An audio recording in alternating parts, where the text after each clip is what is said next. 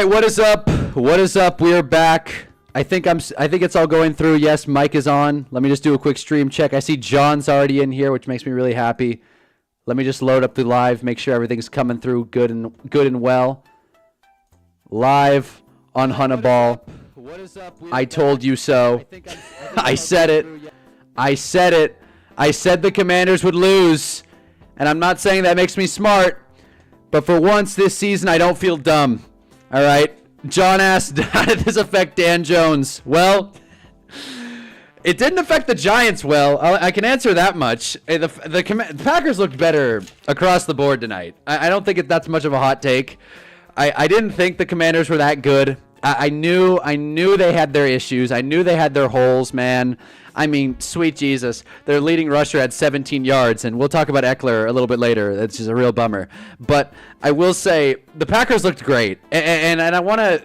Anytime there's a primetime game, anytime there's a big game, you wonder, is this good on the team who won, or is this bad on the team who lost? And I think this was a little bit of both. I don't think the Commanders showed any kind of fight tonight. I mean, they scored in the fourth quarter. They had a couple good drives, but like... I don't know, dude. I don't think anybody's going to walk away from that game and thinking, wow, that the Commanders, you know, they're going to fight this year. Watch out for the Commanders in the playoffs. And that's the goal, right? I mean, the Commanders made the NFC Championship game last year. They're so good, right? They're great. The Commanders are going to be a high-flying offense. When the Commanders win in the playoffs, everybody's all excited. When the Giants win in the playoffs, Dan Jones, no one cares. So, look... The Commanders are 1-1. They beat my New York Giants last week, and I just think the Commanders and Giants looked worse tonight. I really do. I'm not only a Giants channel, but I'll tell you something, and this is going to be the background all night. Marshawn Lattimore. They call him Lattimore, but tonight the Packers called him Lunch. This dude was getting bullied. One of his best plays was when he gave his assignment to someone else who was in motion. So, like... I don't know, dude. Not exactly an inspiring day. Let me turn my mic down a little bit. I'm like yelling. But no, like, I don't know, dude. Tell me if I'm wrong.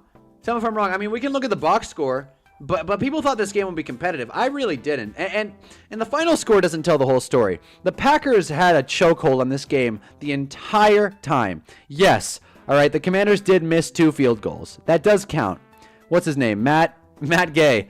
There it is. But yes, and Felix, the Packers did dominate this game. I don't think that's a hot take. And it's kind of a bummer because I don't really have much to say about this one. I mean, Terry McLaurin just looked lost out there. And to be quite frank, he didn't have a great game against the Giants either. And, you know, if you can't score against the Giants secondary, you've got issues, pal. You've got issues. I mean, Dontavion Wicks had an excellent first half. I think the big story from a fantasy perspective, well, there are a couple big stories. One, I think we might have overvalued Jaden Daniels as a world. The fantasy world may have overvalued Jaden Daniels. I mean, he still put together a fine game, 2 tubs. He couldn't get anything to go on the ground, though. It's interesting that all 3 of their rushers had 17 yards. I don't know, dude. I don't know. Like, none of them looked good. The Packers' D-line looked just straight up mean. They did not let anyone get through. They were getting to the quarterback every time, whether it was a 4-man rush or a 5-man rush. I don't know who the Packers defensive coordinator is, but he put together a great game. He put together a hell of a game. And I think that's one of the bigger stories here. I think the Commanders, and you guys can tell me if I'm wrong here. Commander's skills position would be great if it was 2019. No, seriously. I mean, Terry McLaurin, he's definitely lost a step. I don't think anyone's fighting me on that, right? Terry McLaurin's lost a step. How old is Terry? 31? 29? Okay. Drafted in 2019, 3rd-round pick. Never exactly a crazy athlete. Yeah, he's had better years than this one. I mean, obviously we're 2 games in, but I mean, good God. Yeah, no, Eckler's in trouble. We'll talk about Eckler in a second, but it's just, I mean, 1,000 yards, Mr. Consistent, 13 tubs last year. I don't think anyone was expecting 13 touchdowns out of him, but with the contract dispute and just age, you know, age 29 season, he's got a lot of tread on the tires. I mean, this is his 7th season. And it would be different if he was like a Mike Evans, like physical specimen. He's 6 feet tall. So like eventually the speed runs out. And I think we're seeing that with Jeff Hafley. There we go. That's a nice name. He did a great job. And I think that's one of the bigger things that I was going to get to before I started talking about old man McLaurin. It's that this team just got flat out outcoached. And I have said since going back to the start of last season, I'm not a huge Dan Quinn believer. He proved me wrong all of last season. And I'm not trying to have this big overreaction. This isn't ESPN. I have no narratives to push. Dan Quinn seems like a very nice dude. But at a certain point, you see the great coaches, and then you see Dan Quinn go against the great coaches. And it bums me out because Brian Daboll got outcoached by Dan Quinn, which means if the Giants played the Packers, which they might, knowing the schedule, I think they do actually, it's going to be a massacre. Sucks to see everyone has a good defense in the NFC North. Much harder to win now. Yeah, John, you're a Vikings fan, right? I wouldn't be inspired. I wouldn't be inspired by watching this game. It seems like the NFC North is going to be tight. And that's assuming the Lions will get better. We don't know that for sure. I think one of two things. There's Jarv. Welcome back. Go Giants. But I think it's one of two things, right? You either have the Packers are really, really good because they beat the Lions. They kicked the ass of the Commanders. I don't care what the score says. That was a lopsided game the whole time. Congrats to the Commanders for getting a garbage time touchdown. But other than that, this was not an inspiring game. No one looked good on the Commanders. Marshawn Lattimore, which if you missed it, he's the spotlight background player of the day. Marshawn Lattimore was lunch. Like, Bob Wagner has clearly lost a step. And Matthew Golden didn't even have a good day. That's the funny thing. I don't really see a lot of these guys contributing, at least in day one. And maybe Anthony Belton's blocking well up front. But, like, it must be nice. It must be nice that the Packers can actually block for their quarterback. So that way Jordan Love has time to actually throw the deep ball. We always end up beating the Packers in the regular season when we have no business doing so. That's a good point. That's not a bad point, honestly. I forgot about that. That's a good point. When did the Packers play the Giants? There it is. 11-16, 10 o'clock game. Might flex it to prime time. No, I'm kidding. But, like, I don't know, man. I don't know. Oh, no, Tucker. See, Tyler. Yes. Tucker Kraft. And that's what I was going to talk about next. Because I think I've clarified. Dan Quinn, I think he got a little exposed tonight. And I don't think the Commanders are going to be sitting pretty. I think the Commanders, what they got. Who are the next games? And then we will talk about Tucker Kraft. I love Tucker Kraft. I don't think the Commanders are going to lose to the Raiders, but I think the Falcons game is going to be competitive. I think the Chargers game might probably be a loss. Who knows with the Bears? And we'll figure it out after that. Maybe they'll beat Dallas, maybe not. Chiefs, Seahawks, etc. It's not an easy schedule. Oh my God, it's not an easy schedule. Oh boy, not an easy schedule at all. I have a feeling that 11:30 Broncos Commanders game is going to get flexed down. I got a feeling. But let's talk about Tucker Kraft, because Tucker Kraft was probably the MVP of the game. If I did the background for the background right now is LVP, Marshawn Lattimore, but if we did MVP, it would be Tucker Kraft. Tucker Kraft had a great fantasy day, but on top of that, he just looked great. Tucker Kraft is like one of the best blocking tight ends in football. Who would have thought? You should get fantasy points for pancakes. It looked like IHOP out there. Tucker Kraft looked awesome. This dude had 124 yards, a 20-yard average. And yes, it kind of got skewed by 57 longest touchdown or longest play. Tucker Kraft has juice. And anybody that's too afraid of punting tight end in fantasy, I hope they learned a lesson. Tyler, you did it right. Whoops. If that happens, just know it means I clipped it. I'm trying to do TikToks now. Well, not TikToks. I'm trying to throw some YouTube shorts on my alt channel, which is where I'll probably post these highlights if we do highlights of these streams. But I don't want to flood your guys' timeline with my live streams, although I do appreciate you guys tuning in. Let's see what John said. Latimore's been having his lunch eaten by the NFC North defenders for years. Jettas, Moore, Amon-Ra, Dubs have always stolen his lunch, not to even mention what Mike Evans has done to him. Let's actually look that up really quick. Let's look that up. God, I hope PFF doesn't make me sign in. Okay, they didn't. Thank God. All right, let's look at that, actually. I want to see Marshawn Lattimore's, just individual performances over the past, few years. Come on. Okay, there it is. Marshall Faulk, really? Where? Oh, my God. There it is. There it is. All right. Defensive grades. Let's see it, huh? Career defensive grade. Wow. Wow. Dude, no wonder the Saints moved him. Good God. I mean, it's one or two games. I don't know if PFF's updated the grades for this year. Hey, Maddie, what's up? Welcome to the stream, girl. I hope work was good. 2025. The fact that Marshawn Lattimore got a 45 against the Giants, That's kind of terrible. That's kind of awful, guys. And I don't want to be a hater. Again, no narrative to push here. I'm kind of just discovering this in real time. Like Marshawn Lattimore, his best days are behind him. I remember his big contested rivalries with Mike Evans. And I don't know if Mike Evans has always beaten Marshawn Lattimore. They've definitely had their exchanges. And I think anytime Marshawn Lattimore can upset Mike Evans to the point where he, like, takes him out of the game through ejection, I think that's a win for Marshawn. But, I mean, good God almighty. Woof. Not a strong game against Tampa. I guess that was the Mike Evans week, huh? I mean, they won the game, but I guess that was the Mike Evans domination. Yeah, just not inspiring. Jared Goff threw 2 picks, and they got a 58. Like, obviously, he missed some time, but not a good season last year out of Marshawn. PFF grade doesn't tell the whole story. I just think it's interesting, because obviously, I'm not going to sit and watch every rep of Marshawn Lattimore, all right? If you want to watch film study, I'm not your guy. I'm the guy who likes to make knee-jerk reactions to immediate things. But, like, I just think the Commanders don't have any juice. And it's a shame. Steven joins the stream sometimes. He's a Commanders fan. And, like, I don't know, man. The rookie prodigy quarterback had 200 yards and a garbage time touchdown. Like, Jaden Daniels didn't look good. Granted, he didn't get much protection. But I didn't see that excuse being made for Russ. So, what is it then? What is it? I don't understand. Eckler, 8 carries for 17 yards. Let's talk about Eckler. Let's talk about Eckler. I'm not going to pull up his injury. I feel like we all saw it. And if you didn't, Austin Eckler, non-contact Achilles injury. He's for sure out for the season. And I just want to, let me pause the music really quick. I want to have a moment of silence. If this is the last time we see Austin Eckler, it's been a fun ride. It's been a great time. Austin Eckler, I want to say he was undrafted. Very much so, definitely a late round pick, if not. I'm pretty sure he was undrafted, though. Let's have a moment for Austin Eckler, guys, because he was a fantasy stud a few years ago. He's a nice dude who cares about the fans. He does not deserve this injury, and you could tell immediately. That's a blown-out Achilles. It looked just like the Halliburton injury. I feel really bad. As someone who has Bill Krosky Merritt on my bench in my primary league, it does benefit me, but like, this sucks. That's not the way you want, like, your player to get reps. Like, it helps, but that's not, like, I wanted Bill to, like, just win out the backfield.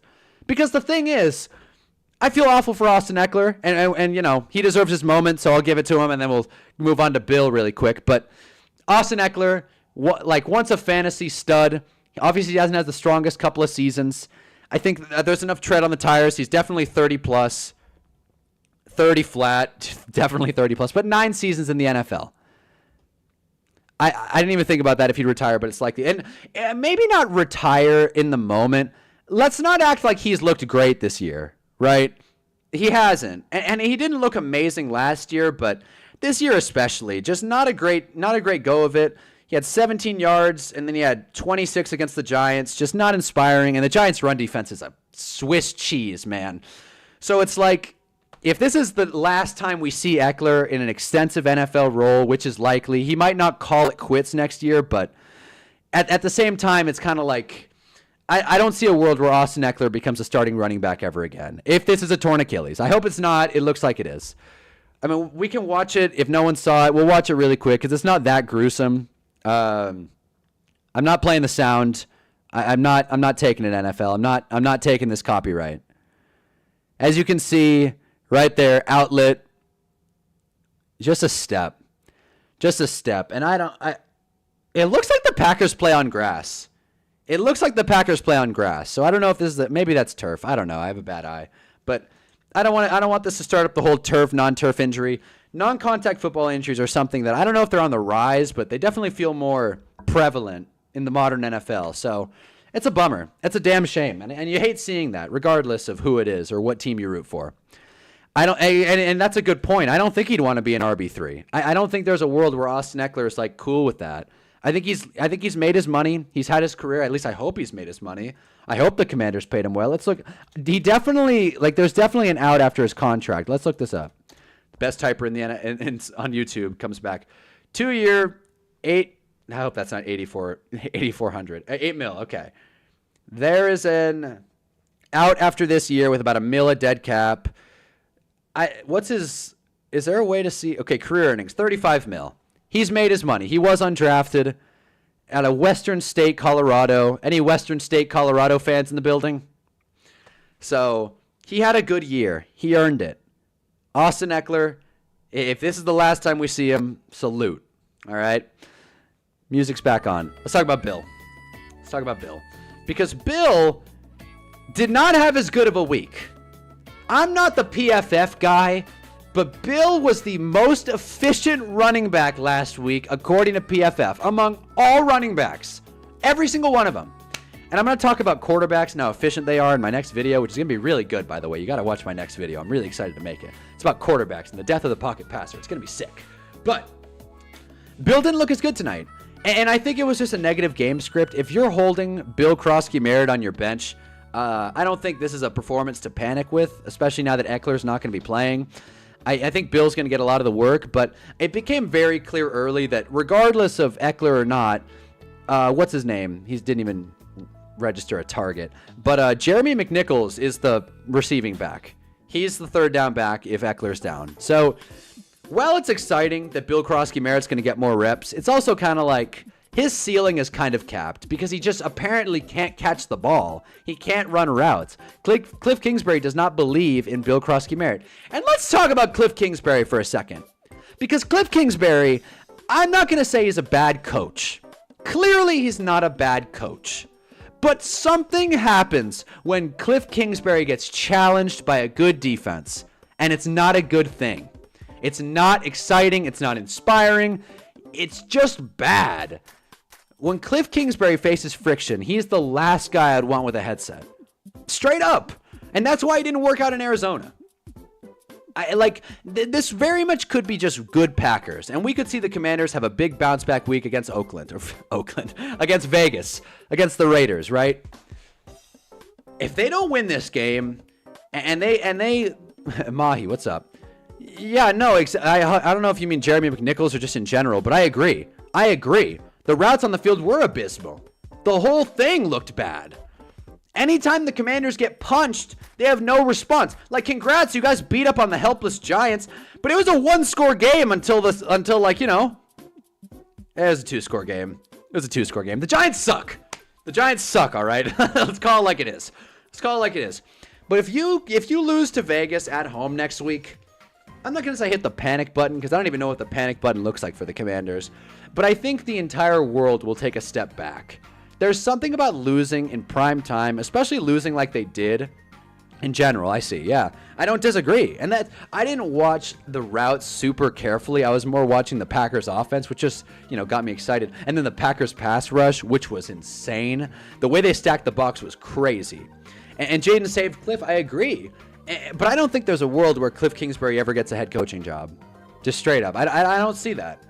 I don't see it. I don't think he's the offensive guru that he's been painted out to be. And maybe that's just recency bias because they lost tonight. But I've just never been a believer. You watched him crumble in Arizona. This dude needs a lot to go right. And then it's like, oh, Cliff Kingsbury is doing fun stuff. And let's not forget, the Commanders, let's go back to 2024 really quick if we can. Will ESPN let me? All right, let's just do it like this. We'll do it live. Commanders 2024, right? There it is. Commanders 2024. Because they won 12 games, right? But if you look at the games, it's a little less impressive, right? Okay, so check this out. Commanders Bucks. That was actually an interesting game, but they lost by 17. So there it is. This one they should have lost. I watched this game. They should have lost this one to us. They should have lost. If the Giants rostered a kicker, which is such a ridiculous statement, by the way, they would have been fine. Jaden passes behind both games this season. No, exactly.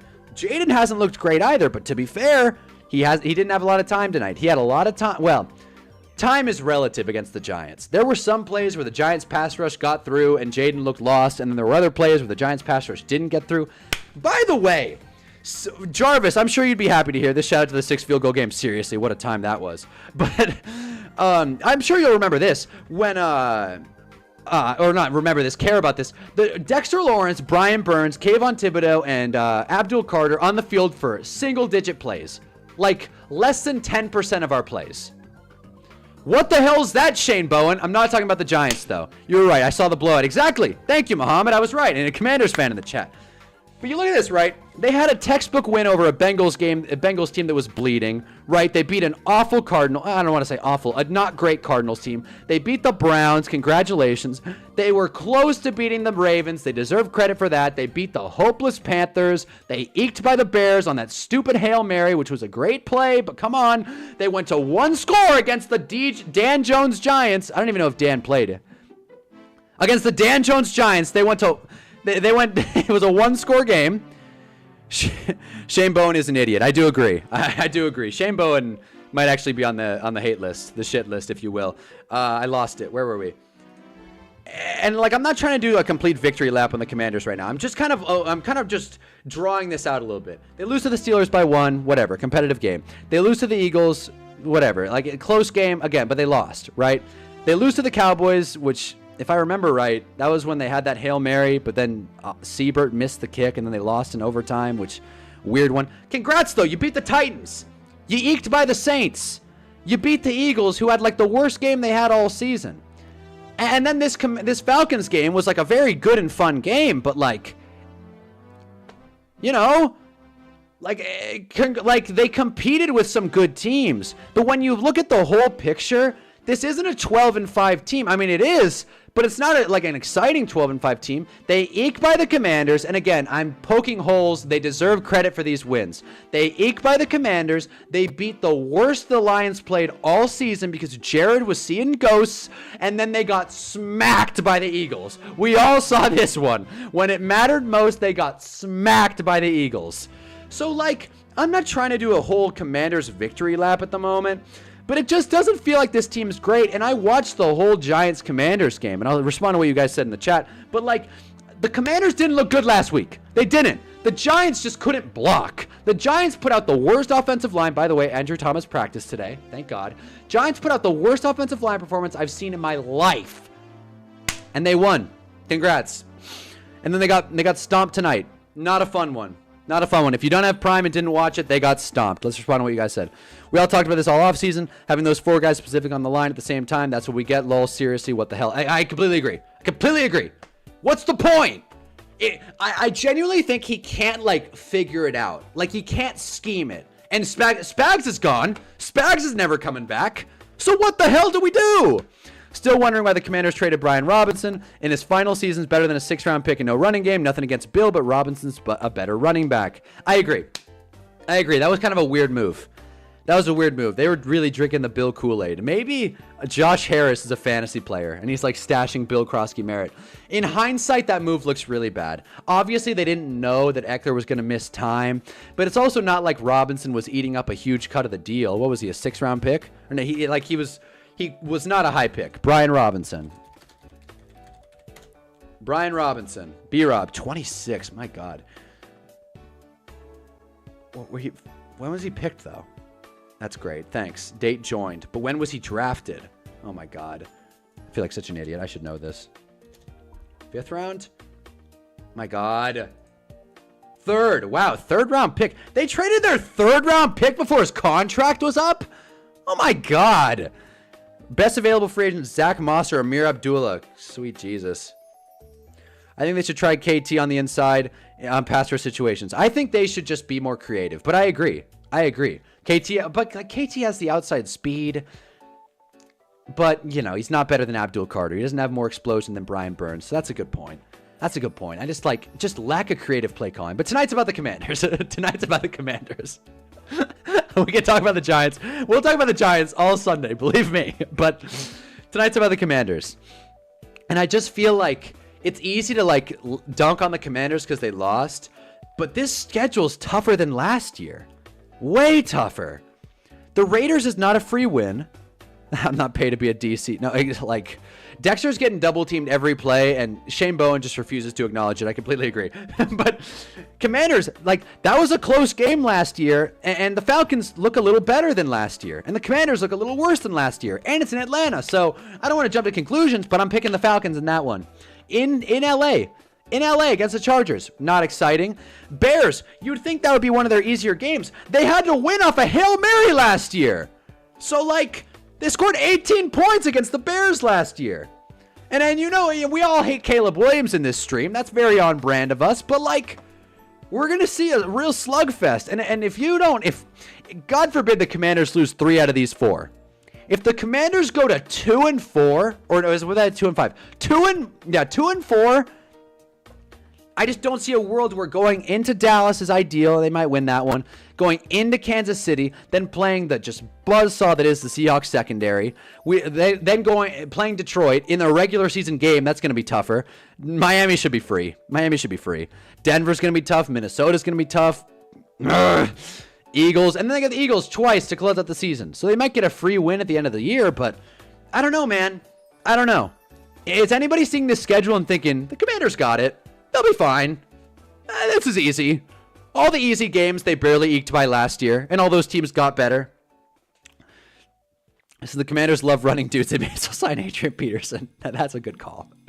Bring back all day. I'm not going to count out the Commanders as long as JD5. And that's what I'll say. I'm dunking on the Commanders a lot tonight. I'm not ready to say Jaden Daniels isn't a good quarterback. I do think his hype was a little overblown. I do think that. But Jaden Daniels was the sole reason the Commanders won last week against the Giants. He's a good quarterback. And that's why I said the panic button, still congested. That's why I said the panic button was relative.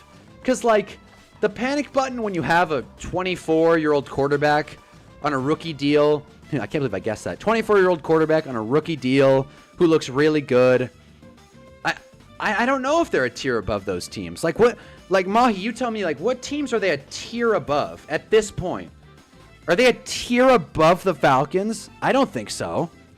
Like, maybe they're a tier above the Bears, but, like, at least you know you're going to get a good secondary. And I think that was the major takeaway. And we'll talk about the Packers next, by the way. I'm not just going to dunk at the Commanders all night, because the Packers do deserve their flowers. There's a really good chance that the Packers are just really good. The Packers secondary, as much as I want to give credit to the defensive line, the Packers secondary was awesome. Keyshawn Nixon, bro. He was so good, and it is so difficult being a modern-day NFL corner. These refs, and they proved it tonight, they will call defensive holding for anything. For anything, dude. Keyshawn Nixon did so well, and I think that's the Commanders' like weakness. Going against a quality secondary. If you can't, if there's no time, like Mahi said, if there's no time and Cliff Kingsbury can't drop good routes, this is going to keep happening. So while they might be better than the Bears, I think they're above the Bears, Raiders, and Falcons. I disagree, but the Bears have a good secondary. You know, and I don't disagree that those teams have issues. But I think the Falcons I'm just high on the Falcons. Hate it or love it, I'm high on the Falcons, right? And I think they'll probably beat the Raiders. I'm not saying they're going to just like completely fall apart because they lost to the Packers. But I just think when you go against a good secondary, that's when the Commanders really show their holes. That's why they were able to beat the Giants, because that's one of the Giants' bigger issues. And offensive line. But I digress. I just think that when you get to this schedule, it's just not a good look. But I mean, I've made my point. I just feel like the Commanders, it's not time to hit the panic button. But I don't think that you can expect a playoff run this year. I think they proved that tonight. I think they were a little exposed. Genuinely. It's week 2. No sense in overreacting. They didn't look great out the gate last year, and then they bounced back. But I just think if Zach Ertz is the number 1 target, it's just what's the plan?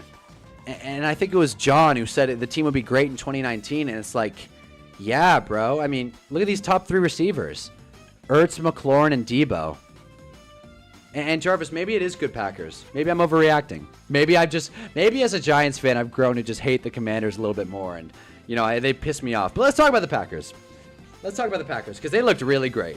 The Packers looked really great across the board. Like, maybe they didn't run the ball super efficiently. Josh Jacobs, grit and grind, 23 carries, 84 yards. Josh Jacobs had a fine fantasy night, right? What's that, like 14 points plus a couple grabs? Okay, he didn't get a single catch. But, like, Josh Jacobs, ground and pound. Savion Williams had a really cool run there. I liked that a lot. Matt Golden didn't drop, but almost got a deep ball. Didn't go his way. Matt Golden drafters are crumbling.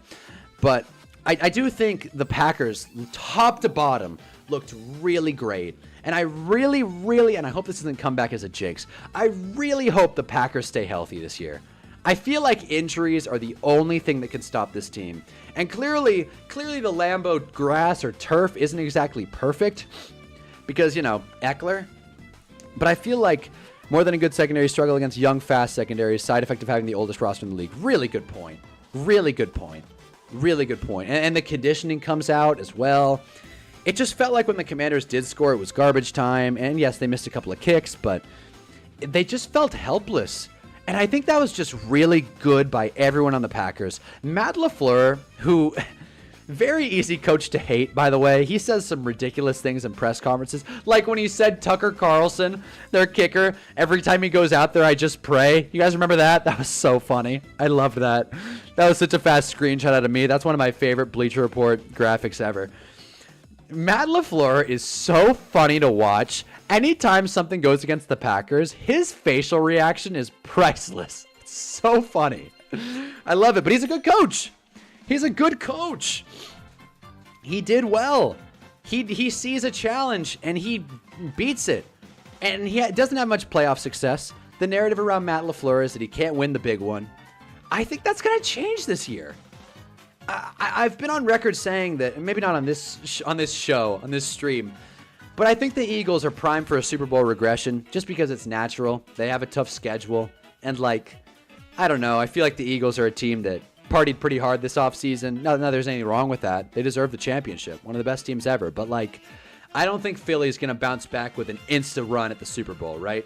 So it leaves the NFC wide open. And if we look at it, it's the Packers and who else? It's the Packers and that's so funny, by the way, seeing the Colts second in the in the AFC. That's so funny. But anyway, obviously Packers 2-0, right? Eagles will probably win the East, right? And the Bucs looked good, but they didn't look like Super Bowl contenders off rip. Baker had some bad throws. It's week 1. No sense in overreacting. But the Niners beat up. Vikings, rookie quarterback. We all didn't think Jage looked amazing. Cardinals, whatever. Rams, sure, I guess. I mean, they put up, 2 scores against the Texans? They just beat the Commanders, and I don't think any of these teams are going to, compete. The Lions, it's convenient they're 14. The Lions could be better, but, I think it's pretty telling. The Packers are, at least today, better than the Lions. It's not even about the Micah Parsons thing either. It's about a complete team. They have a complete squad, top to bottom. Their secondary looked amazing. Jordan Love was letting it rip. Dude was spinning it. I had a lot of fun watching Jordan Love tonight, at least in that first half. The second half kind of fell off a wagon. But that first half was awesome. I had a lot of fun with it. That's just good football to watch. And as someone who's glad Micah Parsons is out of the NFC East, it's tough not to root for the Packers. It is. Micah had a sack tonight. He looked great. But the whole Packers D-line looked great. It's easy to forget that Rashawn Gary is still on the team. It's easy to forget that they're kind of banking on Lucas Van Ness to take a step up. And that other fella, Wyatt, I think his first name's Devontae? No.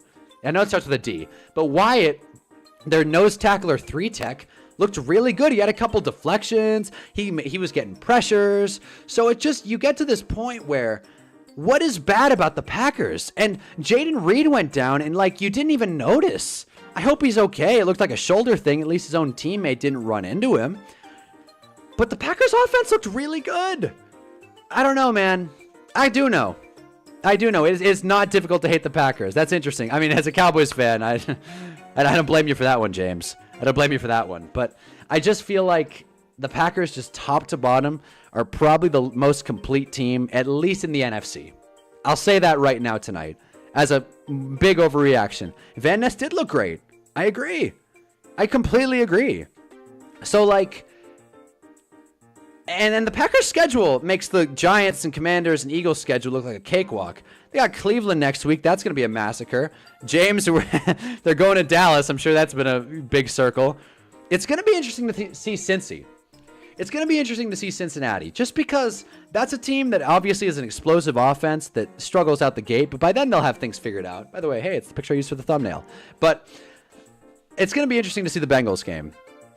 It's easy to like the Packers when you aren't in the same division. Exactly. I agree, John. That's true. As a Vikings fan, I get that as well. And I'm sure Bears fans hate him as well. I get that. But I'm curious, genuinely, what is it about the Packers other than just like the history?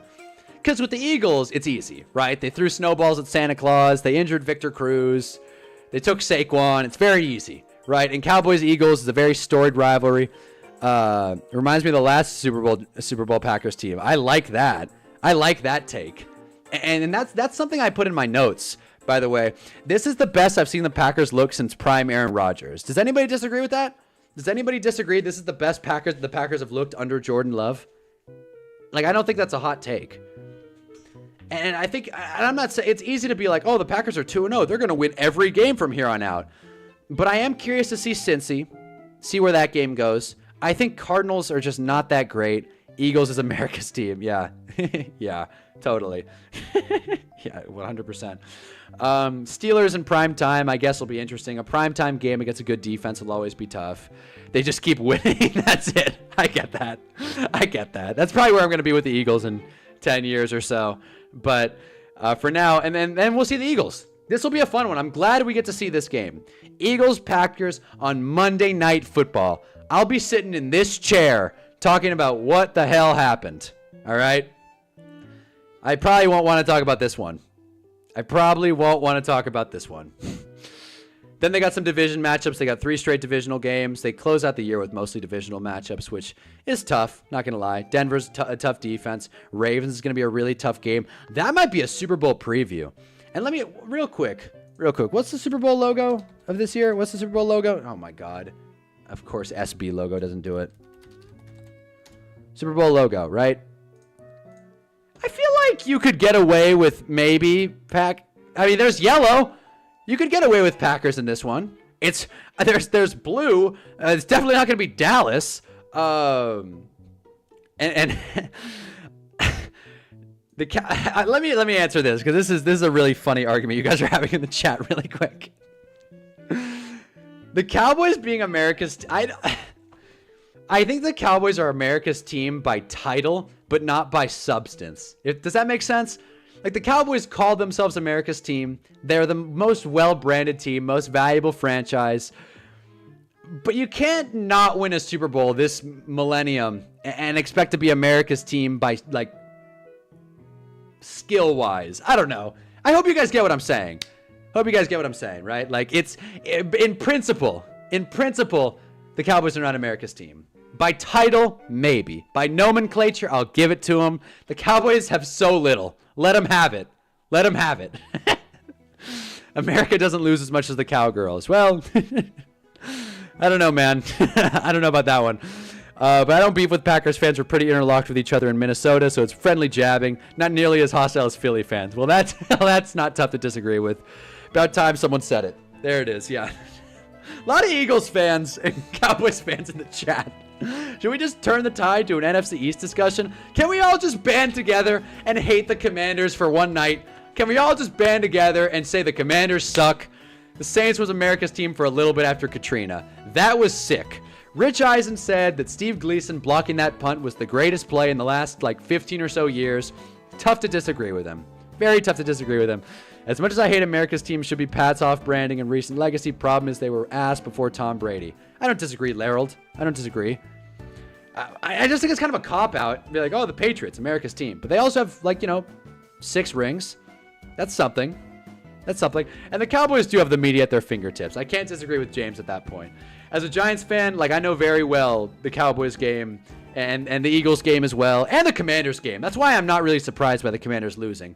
But it's like I said last week, or with the Chargers-Chiefs. It's very, very tough to beat narratives. It's very tough. And I think the narrative around the Commanders, might fall back to, they're the odd man out in the NFC East. And the narrative around the Giants has obviously been, just out. Not even the odd man, just out. But yeah, so I think we should all just band together and hate on the Commanders tonight. Unless you guys want to keep talking Eagles-Cowboys, because we can have that discussion. I mean, good God. We could look up the Cowboys' most successful seasons. Which, by the way, I don't blame you, James, for not liking the Packers, because that last playoff game was brutal. Packers-Cowboys was one of my favorite watches as a Giants fan. I had a lot of fun watching that one. That was great.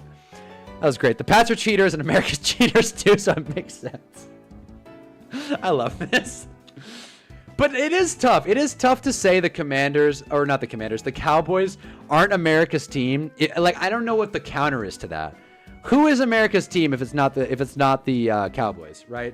I'm just gonna hold up this frame that we can look at every team, right? It's not Kansas City. It's not the Packers. I'd say the Packers are football's team. The Packers have one of the best histories among all sports teams. I'll totally give them that. Vince Lombardi, Bart Starr, Brett Favre, Aaron Rodgers. That's something. I think that's a lot more impressive than the Steelers' 4-head coach thing. Not that that's not important. The Steelers aren't America's team. No way, no how. So, like, it just kind of feels like Dallas. I don't think Dallas ever... I don't think America's team would be a thing if it weren't for the Cowboys. Right? I don't think anybody would be like... let's just say the Cowboys never existed. What a weird idea that would be, by the way. Say the Cowboys never existed, and they were just replaced by the Toronto, I don't know, Blue Skies or whatever. The Toronto Lumberjacks, right? I don't think there would be an America's team.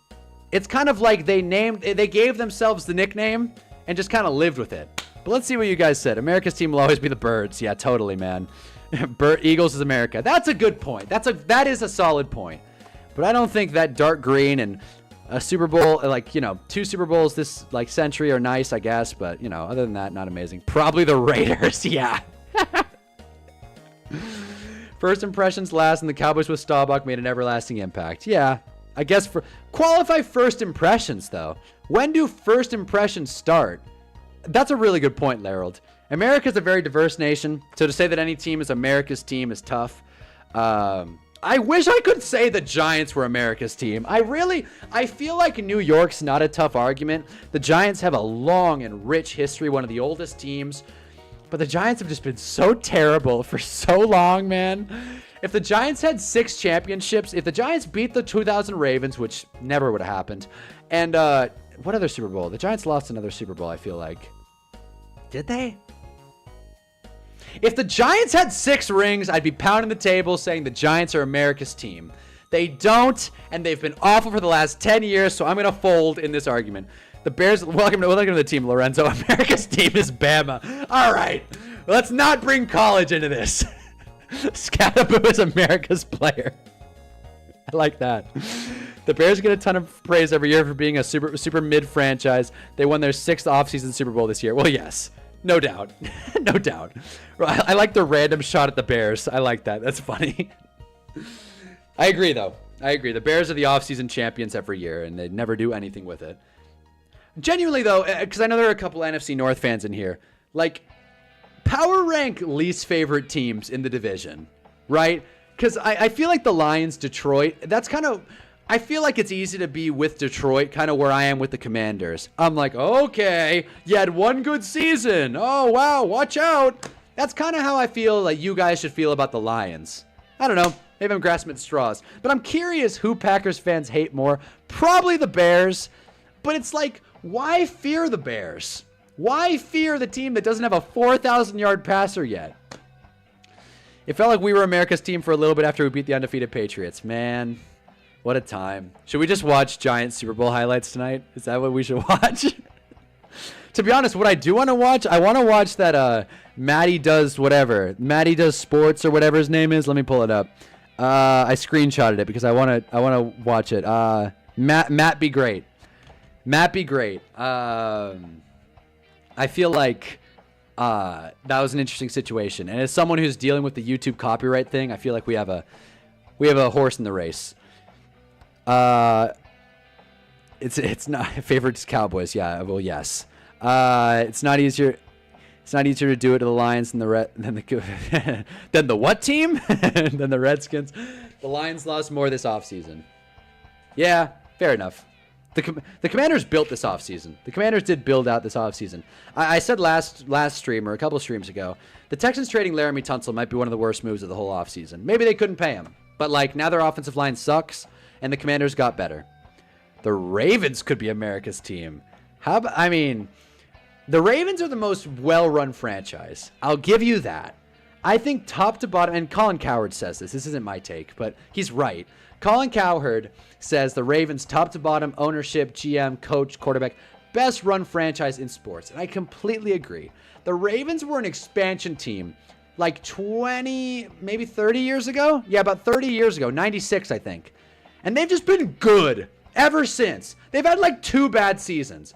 The Ravens have just been good. Also, their owner, like reducing the stadium prices for all the food.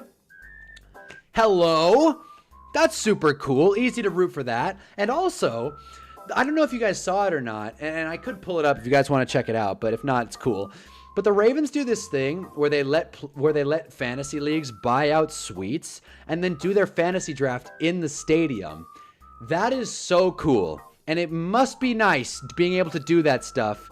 But then you remember you live in Baltimore, which is less cool. Ozzie Newsome was the GOAT.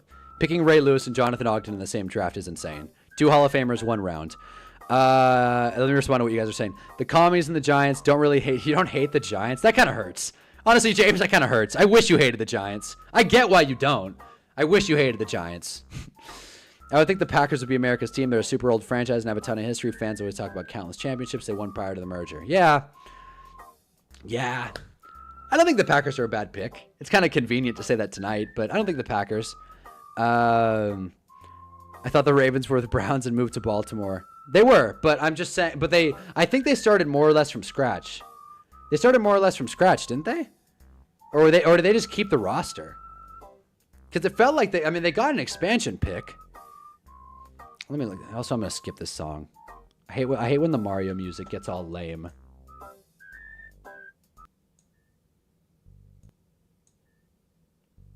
What are we doing here? All right. Anyways, let's look this up really quick about the Ravens. Ravens expansion. Maybe I'm wrong about this. Obviously, I wasn't around in 96, so I could totally be off.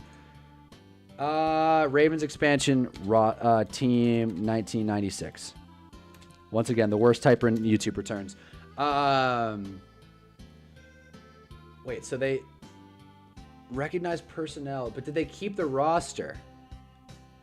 But did they reconstituted and officially recognized as an expansion team? They got draft picks. Was its own? That can't be right. There's no way the Ravens have had one losing season this whole time. That can't be right. There's no way.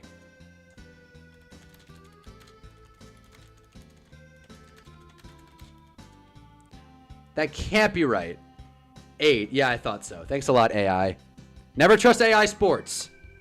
But the Ravens have obviously been really good. It seems like they were at least an expansion team. I don't know if they kept the roster. I don't know what to Google to see if they kept the roster. But back here. Let's talk about the Cowboys. But finally got to catch one live. Donnie! What's up, man? Welcome to the live. We're streaming after every big primetime game and after every Sunday. We're going after the primetime games, then we're going in between the afternoon games and the primetime game on Sunday, and then we're coming back on after the primetime Sunday game. All season long, until I get kicked out of my apartment. Funny that Joe Flacco is currently the best QB in franchise history, and he's still active for another team. And the Browns, no less. The Browns, no less. Here's a little, what's the word? Foreshadow for my video. Fun fact about Joe Flacco. The year the Ravens won the Super Bowl in 2013, Joe Flacco had 22 rushing yards. On the season. 22. Isn't that nuts? I think that's crazy. A little foreshadowing. Check out my video this week. I promise it's going to be a real good one. Way better than the one I dropped last week. That video kind of sucked. It's because we also beat y'all. I get that, James. I get that. I get it. That's how I felt about the Commanders for a while, and now they keep beating us. I get it. It's easy to not hate a team that we win against. The Giants, for some reason, can just never get the Cowboys number. And I remember a couple years ago, 2022, Giants were having finally a good season. Then they go into Dallas on Thanksgiving and get smacked. Ruined my turkey day. Ruined it. Or at least they're the normal man's team if they aren't owned traditionally. That's another good point. It said they kept roster and staff. All right, fair enough. They kept roster and staff. Good eye, Mahi. I just didn't read that. Fair enough. Still think the Ravens deserve credit, though. That Browns team was a disaster. But yes, normal man's team, it's a really good point. If you want to point to a well-run ownership group, the Packers not having a individual owner and just being like an ownership group, I think that is really quality. Or no, public ownership. That's what I mean. A public ownership group, I think, is one of the major reasons the Packers have just been so consistently successful. I think it's just a group of guys. In fact, one of my buddies owns like one of those like novelty shares of the Packers. He's not even a football fan, by the way. He just got it as a birthday gift and was like, all right, why not? That's fun. It's cool. So when you put it together, I do think there's an argument that the Packers like are America's team as it stands. It like depending on how you qualify America's team. Again, like I said, by title, the Cowboys will probably always be America's team because they started the movement. But by principle, if you had to start from scratch, I'd probably say it's the Packers. Maybe the Patriots, New England. You know, they obviously have the patriotic logo and colors. Maybe it's the Patriots. But I think Patriots and Packers have a more well-rounded argument than the Dallas Cowboys do, at least over the past 30 seasons. So, not that I don't love seeing the Cowboys be discussed. I think the Cowboys' notoriety is one of the best things the NFL has going for it. The only thing I like about Stephen A is when he dunks on Cowboys fans. That is the only thing I like. That is the only bit he has that hasn't gotten completely old. We are a very anti-Stephen A podcast stream. I don't know, dude. I don't know. If the Giants are getting blown out by half, do you see Dart coming in mop-up duty? No, I don't. No, I don't. If the Giants... What's the point? What's the point? Like, I think learning trial by fire, there's something to it. I don't think it's going to happen. I don't think Dave's is on the hot seat that people are letting on. At least that's what I thought. But then the Giants looked so bad. Shane Bowen is such an idiot. I don't know, man. Why are we talking about the Giants? Why are we talking about the Giants? Can we all agree the NFC East is the best division across all leagues, across all of the league's history, at least post-merger? Yeah. Yeah, you'll get my agreement on that one. Obviously, I'm biased, but I think stories, and this is why, obviously, the Cowboys should not be in the Eastern Division. They should be in the Southern Division, and the Panthers should probably be in the Cowboys' place, if we're being honest with ourselves. But there's something about the NFC East. There's so much history. Even the Commanders/Redskins have a really good history. Like the John Riggins Hogs. Is it right? Yeah, the John Riggins Hogs. The Commanders back in the day were the Redskins back in the day were pretty good. Pretty good, all right? So I love the NFC East. I think stories, history, there's always something to discuss in the NFC East. And that's why Cowboys aren't my favorite team ever. I do appreciate how much they're discussed. They keep the whole division afloat. And hate it or love it, you can say whatever you want about the Giants. They're terrible. No one cares. They're I want to say top 3, but at least top 5 most valuable sports franchises in America. They are always in the news. The New York market is never just going to go away. And I don't care what anyone says. The Giants are New York's team. The Jets can miss me with that. The Jets can get the hell out of here. All right. I think if a team's ever going to relocate, it's the Jets. They need a fresh start. They need a completely fresh start. The New Jersey Jets. Why not? Why not? Let me see what else you guys said though. Sometimes I've been kind of a fan of a teen BC because they have a player I really like. Example, I really like the Bucks. I'm a big fan of Antoine Winfield, and I have been since he was playing at Min. I'm assuming you're also a Golden Gophers fan. You know, shout out the Golden Gophers. But that's totally cool. I get that. More of a basketball thing, but I get that. Philly will always be America before DC. It's not a bad point. It's not a bad point. Philadelphia is a founding city. It's just the Eagles have been, like, I don't want to disrespect Blake and Negan here, but the Eagles have been so scummy. Let's be honest. The Eagles brand was like being like, you know, mean.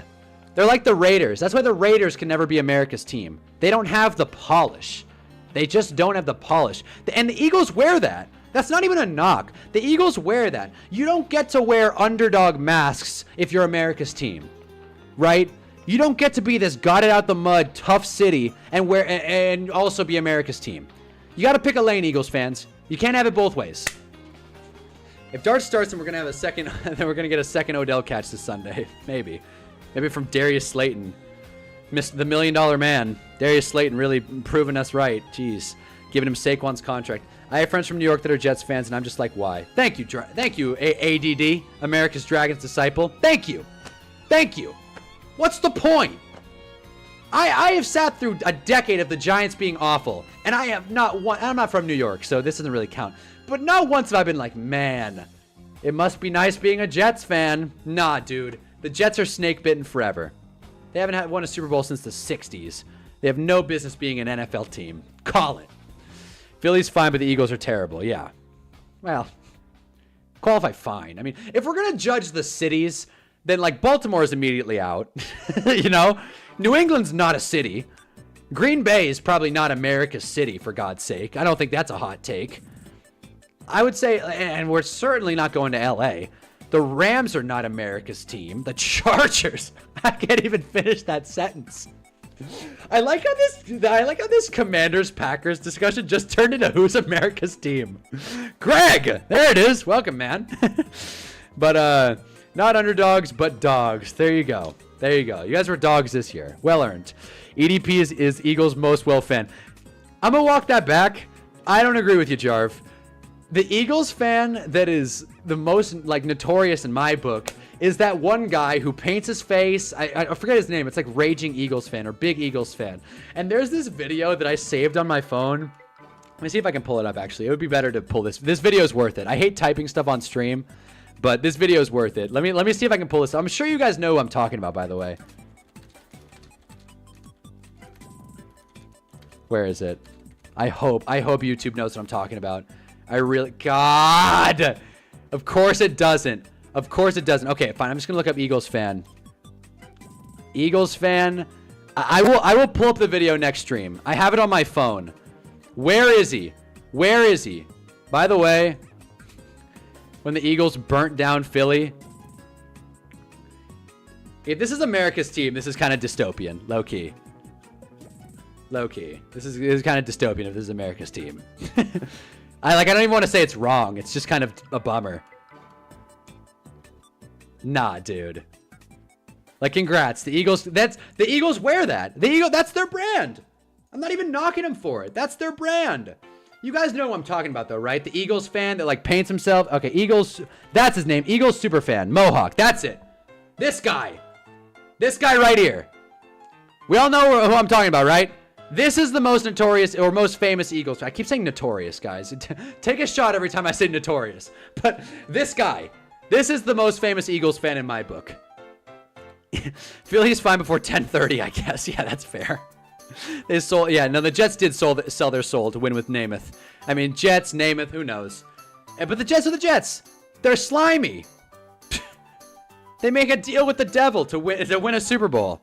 I'm not saying it's like, you know, the end of the world, but at a certain point, that's not America. No one's saying the Jets are America's team. I don't even know why I have to even bring that point up. This guy's hilarious, though. This sucks. This sucks, by the way, out of Justin Pugh. This sucks. You got to be better, Justin Pugh. Got to be better. I'm going to try and pull up this video one more time while we look at Austin Eckler's contract.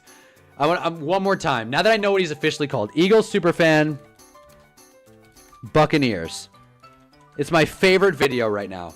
It's like basically a life mantra. Okay, fine. I'll just describe it. Damn it. He's sitting there. And he's sitting there in the middle of the Eagles just getting worked by the Buccaneers a couple years ago in the playoffs. He's like, we're down 17, but I ain't hear no bell. We're going to be fine. We're going to win this game. Go Birds. And then they lost. It was hilarious. So funny. So funny. Life is so much better when the Eagles are bad. I'm sorry, Negan. I'm sorry, Blake. Life is so much better when the Eagles are bad. America's team is my build-a-team in Madden. There you go. Salute. Salute. I mean, I feel like America's team should be in Washington, but it's just not realistic. And like the Commanders, sorry, but the Commanders could win 10 Super Bowls. They'll never be America's team in my book. No way. They've had way too much controversy. Dan Snyder just completely blew it for them.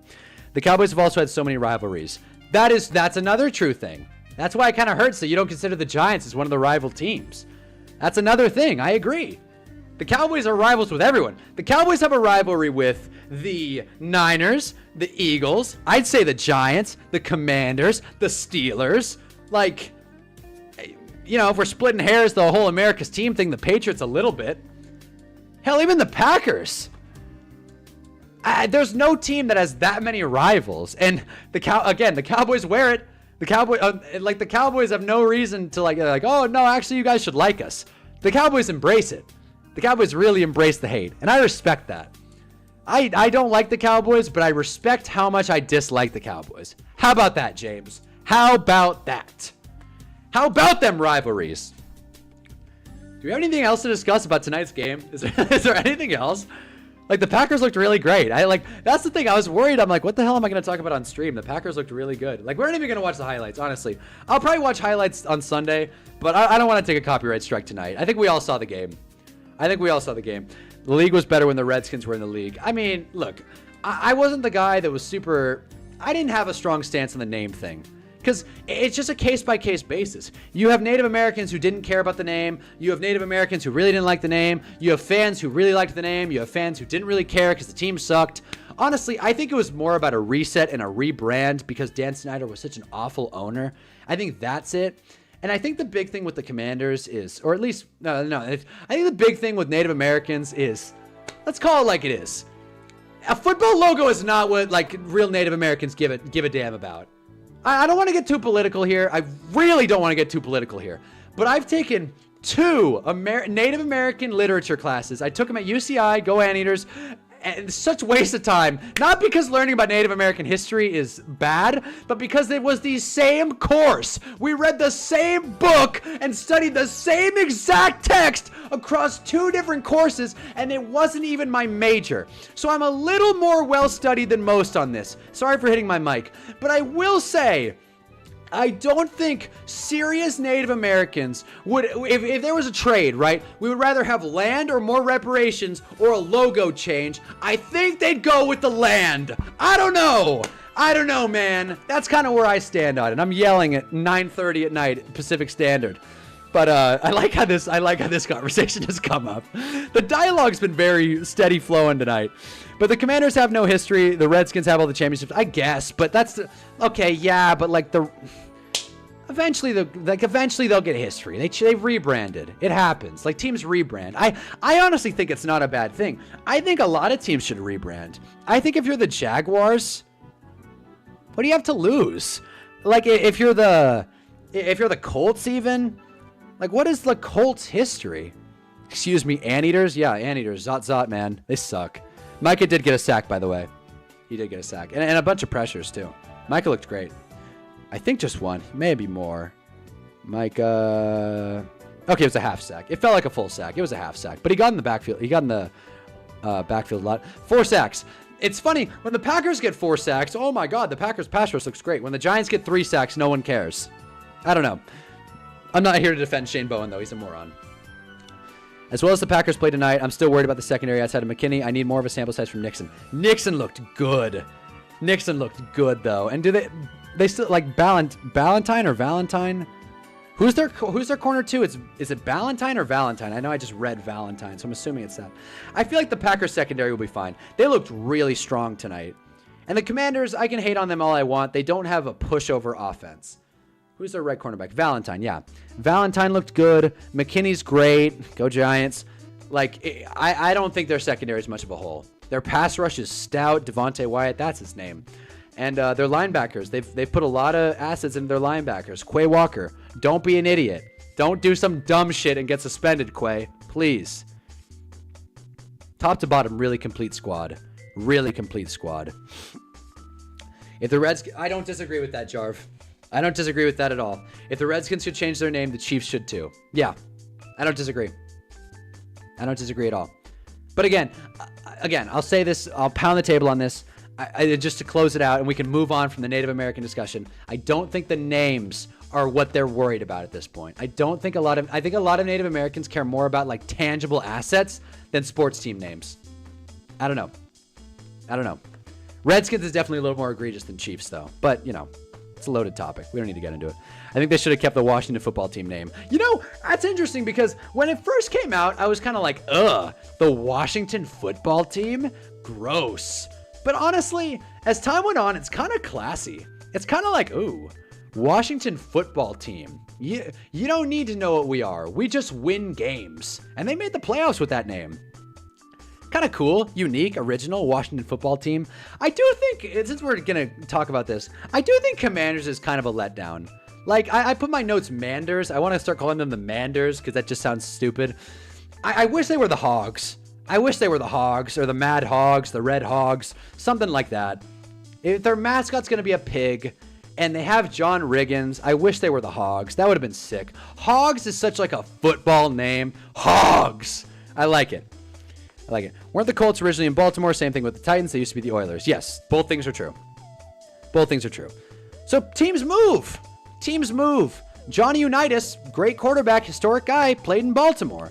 So that doesn't degrade, but I'd still qualify him as a Colts quarterback, you know? Because that's their brand. But yes, they moved to, like, I wouldn't say Johnny Unitas was a Ravens quarterback, because then the Browns turned into the Ravens, so I don't, who the hell knows? Titans used to be the Oilers. I wish the Oilers were still a thing. I get why it's not a thing. Glorifying fossil fuels probably isn't the best thing to do in 2025, but Oilers were sick. I love the logo and colors. Houston Oilers, Houston Oilers, Houston Oilers #1. If we're talking about NFC East and its history, it involves the Redskins. I'll never see the division the same until Washington wins something. Fair. It's a fair point. That's fair. I've always thought the Commanders or Redskins were the odd team out anyway, but I agree. Oh, you know what? I do believe the Chiefs had a rivalry with Dallas, because I think for a while the Chiefs were in Dallas, if I'm not mistaken, or at least in Texas. So I get that. Should use DC as their city identifier instead of Washington. IMO, I like the DC Defenders. That's a good point. Haven't heard that. The District of Columbia Defenders, is that what it would be? Like the... like Washington definitely types easier, but DC Commanders feels kind of hockey though. Feels kind of MLS. Doesn't really feel NFL. I don't know. This is a fun conversation though. I like this. Like I like the Commanders won't change their name for a really long time. I think they are so over the whole name debacle, and especially now that Jaden Daniels is winning. If Jaden Daniels sucked, maybe we'd have more of an argument for them to change stuff up. But Jaden Daniels being good kind of saved this team and saved this franchise. Vikings almost moved in the 90s, and if they did, I'd probably be a Packers fan, and I'd be happy instead of suffering with the Vikings. I will say that's the XFL team name, but you got the idea. Exactly. Yeah. Feels very like hot. Yeah. Yeah, there it is. Right there. DC Defenders, there it is. But that's a good point, John. I feel like Vikings fans, and they're one of my favorite videos on the internet. I don't know if you've seen it or not. I'm not going to play it, but as a Giants fan, obviously I like this video. I'm just going to pull it up really quick. This Boomer and Geo, Vikings, it's one of my... I've watched it on a bunch. This... Let me... Watching the defensive coordinator, and don't take this wrong, Giants fans. I give you all the credit. Geo and Boomer, we're not gonna watch the whole thing, just really quick. I'm not just blaming. This is how, like, let me turn off the music. But the defensive coordinator for the Minnesota Vikings, this dusty-ass balloonhead, Ed Donatel, hasn't made a single goddamn adjustment. This is one of my favorite videos on the internet. Every goddamn week, it's the same crap. With his guys running wide open. This is how Vikings fans live. I haven't seen guys I will always have sympathy for Vikings fans. The greatest show on turf.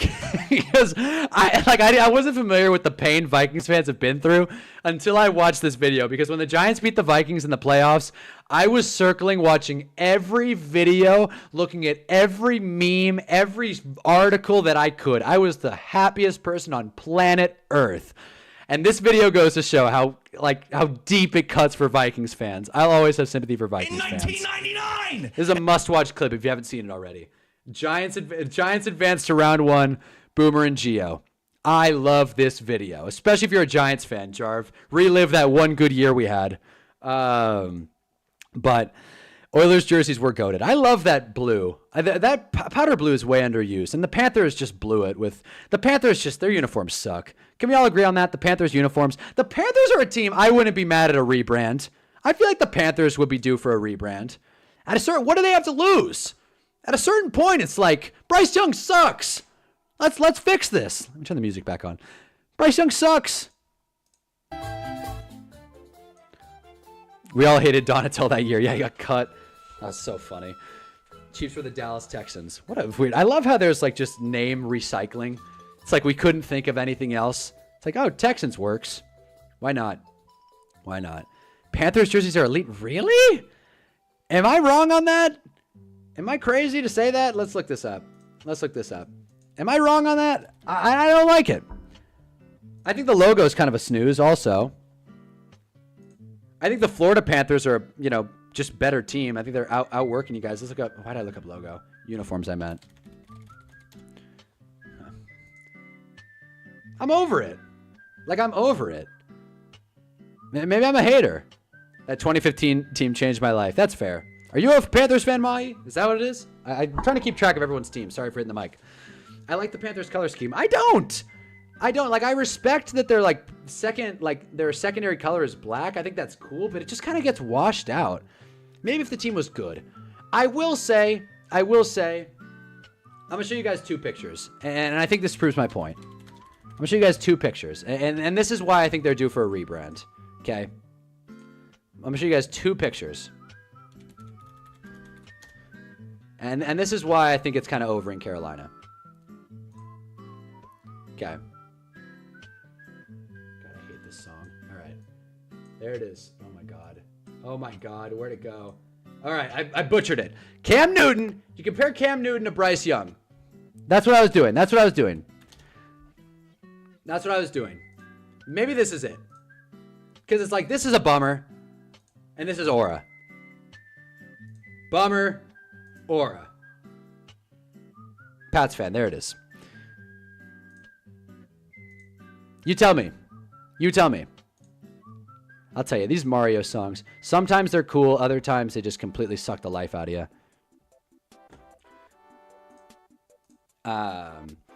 Yeah. Most of the NFL uniforms feel AI generated. I don't know about all that.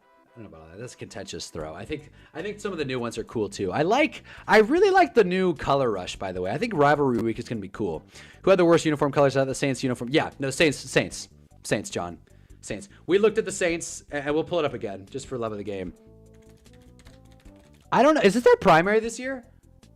Because this is gross. Like, this isn't, like, amazing, but I do like the history behind it. You know, Steve Gleason and all that jazz. This is gross. And what the bummer is, I actually like the black one. I like the black and gold pants here. I like it. I think that's cool. But then you see this. It's like, my God. You see it on a person. The helmet's also gross. Helmets don't get enough look when we're discussing jerseys. The helmet's gross. This helmet sucks. I get the vision. Is that Jamal Williams? He's not on the... No, it's not. Okay, I was going to say, he's not on the Saints anymore. These are fine. Best uniform in the league. No way. But this is a snooze. This is an absolute snooze. Okay, they're alternates. Now, are these as bad as the Giants Century Reds? Of course not. The Giants Century Reds were the worst jersey of last year, for sure. And I made a wager that if the Giants did something, that I would buy an Evan Neal Century Red. But then it never went on sale, so I wasn't able to do it. There it is. Oh my God. Yes. I'll subscribe to cookies on the Giants website. There he is, by the way, Dan Jones, everybody's favorite QB. But I do want to respond to what Lorenzo said. Which city gets a franchise next, either expansion or existing? That's a really good question, and it's something I've always wanted to make a video about. I'll probably do in the off season. And also Negan, I hate the Patriots New Jersey. I completely agree. The Patriots New Jersey, and I'll get back to your point, Lorenzo, because I do want to talk about that a lot. The Patriots jersey feels a lot like the Lakers New Jersey. I hate the new Lakers jersey. It is so gross. That yellow with the ad on the front, which I know every jersey has an ad. The new Lakers yellow is so gross. Talk about just throwing history down the tubes. This is not gold. This is yellow. And it looks gross. I hate it. This is Lakers. This is not. I hope to God one day they change it back. But I do want to get back to John's question about which franchise gets the next expansion. I think it was the Jags for a while, but they're putting a lot of money into that stadium. So, honestly, and this is going to sound a little crazy, I did say the Jets, just because Giants fan, I don't see the point of 2 New York teams, especially when one of them's the Jets. And a facelift would be really helpful for that team. You can't take the Browns out of Cleveland. You can't do that. The Titans are building a new stadium. The Jags are building a new stadium. The AFC West is pretty set in stone. I think if you want to count relocation, I think the Chargers should rebrand a little bit. I don't think LA is ever going to go for them. I did a job at SoFi Stadium. I don't think LA is ever going to welcome the Chargers. It just doesn't feel like it. Maybe a Super Bowl, but, you know, I wouldn't hold my breath. Panthers are putting some money towards a new stadium, a new facility. Saints aren't going anywhere. Tampa's not going anywhere. Falcons, new stadium. Bears, you can't move the Bears. You can't. If the NFC East is the most, like, I don't know, noteworthy division, most exciting, most rivalry-based division, the NFC North is the history division. And the AFC North is the grit division. And the AFC East is just, you know, Tom's punching bags.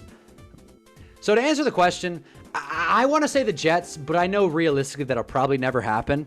So the hot take that I'm going with, why not? Colts. I think if the Colts continue to just lose, especially because they're just not an exciting color scheme, especially because, like, I don't know. I like Indy. I've been to the stadium. It's a nice stadium. Indianapolis has some nice people. Pat McAfee, you know, he's the champion of the city. But if I had to make a pick, it's tough. It's tough making a pick.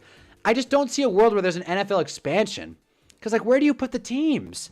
I think the way it's set up right now is perfect. 16 teams aside, 4 teams a division. Each division has its thing.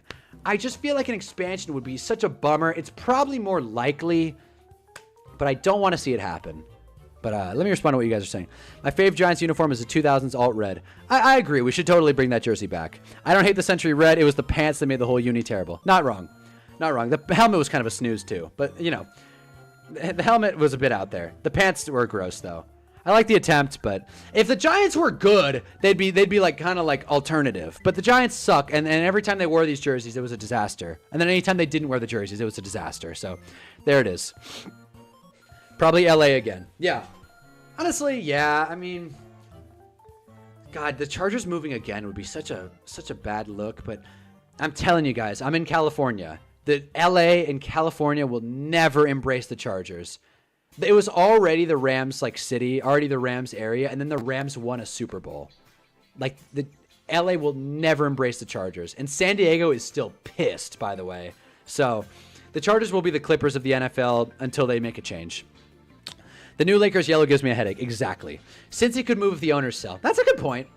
That's a good point. Cincy did cross my mind. I just kind of like Cincy. I like their logo. I like their helmets. I think Burrow's solid. I don't think that's a hot take. I think Cincy's fun. I don't know. But Cincy's definitely a moving option as well. Cincy's probably a better pick than the Colts, to be honest. But yeah, Mexico City or maybe Toronto. I mean, it wouldn't be a crazy far move for Cincy. What's the drive? Let's look this up. Google Maps.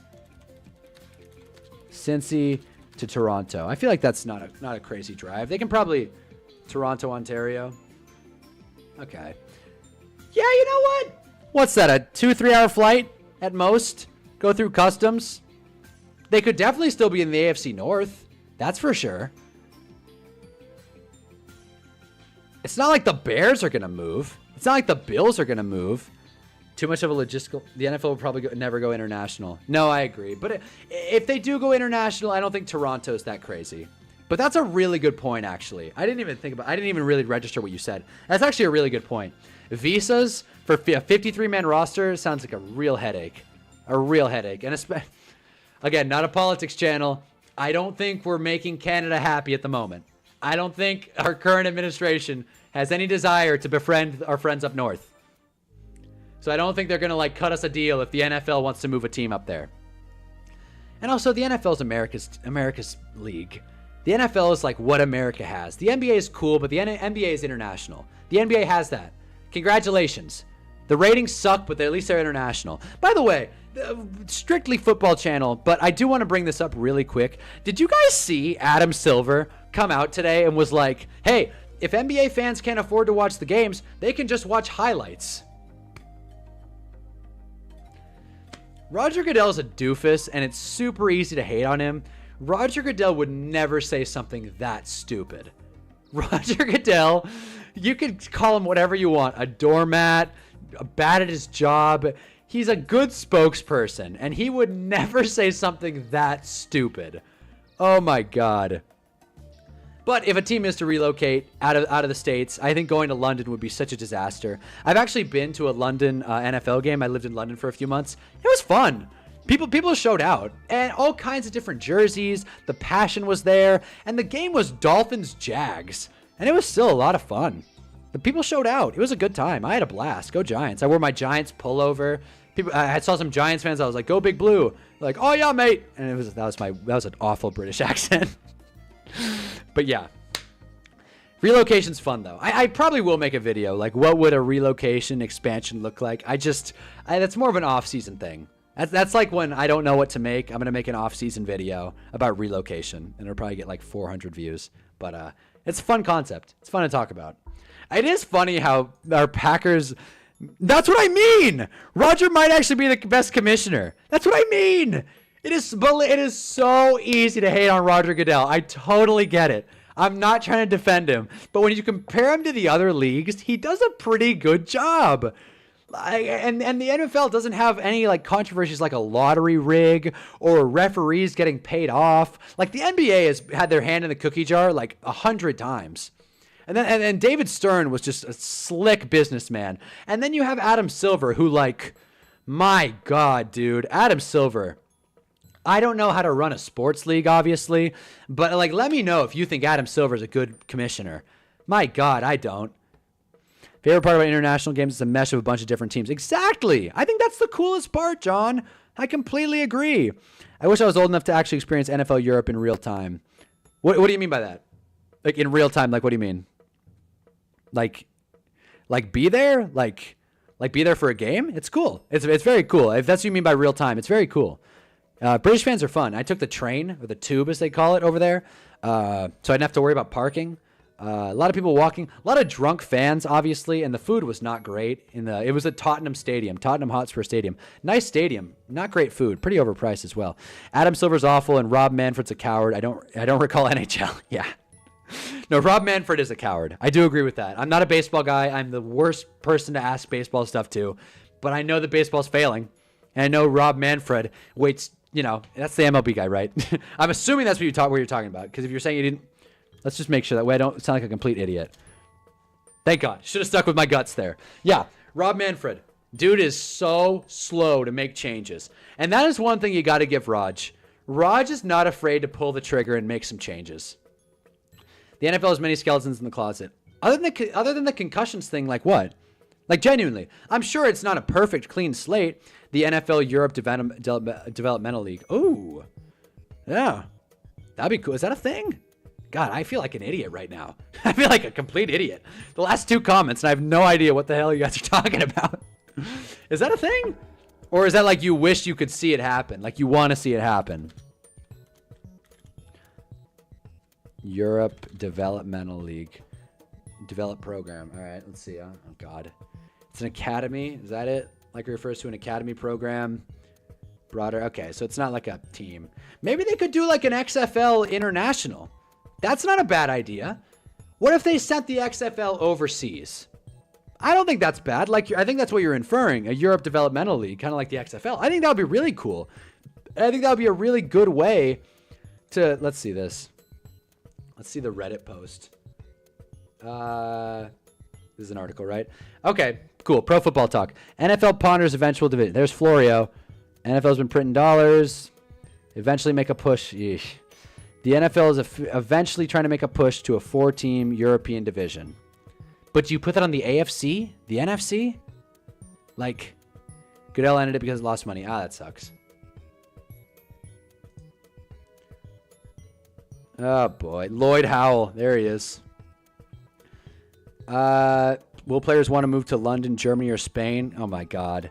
That would be awful. Imagine, with the first pick, the Spanish Conquistadors select Arch Manning. And he has to go to Spain. And that's a really good point. Getting visa for 53 guys. I will say, James Harrison's from Europe. I didn't know that. Oh, he's Europe developmental, probably.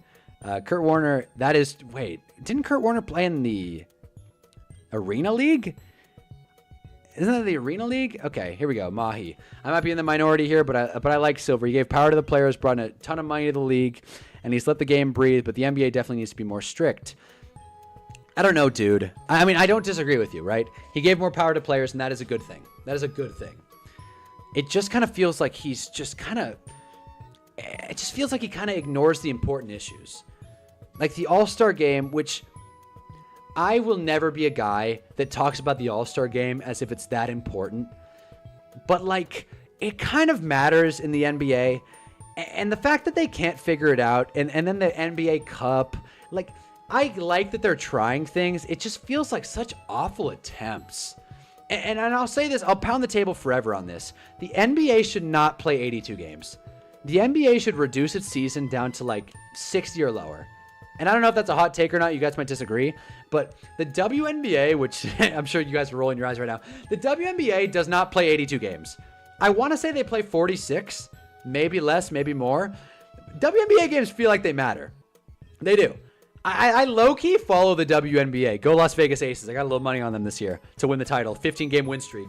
Rock with the Aces. But I feel like less games would be such an easy solution. It would solve load management. It would solve the ratings. It would solve the awful competition that they're losing with the NFL. It wouldn't feel like the season doesn't start until Christmas if they had less games. I feel like it would solve a lot of issues. But yeah, that's my 2 cents on it. Again, this is a football show. But those are my 2 cents. Let me sip water.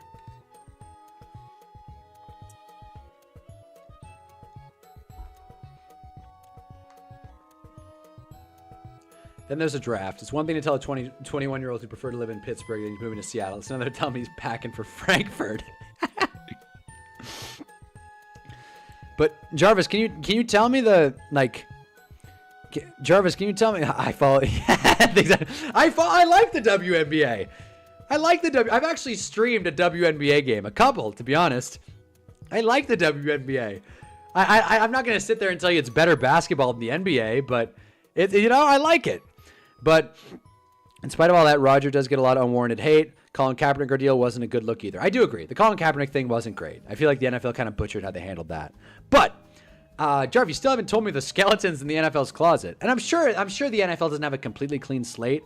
But when you compare it to the NBA, it's just night and day, I feel like. It's just night and day. And I did talk about it on one of my streams, but really quick. I'm not a financial advisor. 16-game win streak. You want to make some money? Bet on the Aces to win the championship. I'm not financial advice, but I'm pretty confident. Just beat the 1-seed Lynx, by the way. That's our WNBA segment of the night. The NBA and MLB seasons are way too long. Totally. Baseball especially. But I've never been a huge baseball guy. I'm, pretty close to the Angels, so that's a disaster. But I feel like the seasons are way too long. And I totally get why they don't want to, because it's less ticket sales, less games to sell, less advertising time. And I get that it's a bold change, but it would solve every other issue. Sometimes you got to sacrifice the immediate for the long term of the league. And if you look at it's just like, this doesn't have the sauce. This doesn't have the same sauce as Aaron Hernandez. Well, that's a good point. I don't think that's on Roger, though. I don't think. Okay, one thing I will give you that just crossed my mind. The NFL has been so, soft with suspensions. The Ray Rice 2 games was a joke. A joke. But I'm not going to blame Aaron Hernandez on Roger Goodell. The concussions thing, that you can qualify that as a skeleton. That's a systematic issue, or systemic issue. But let's just real quick look at I think this is cool, right? 4-4-4-4. You guys get it. 16 aside. Story divisions that have identities. And then this.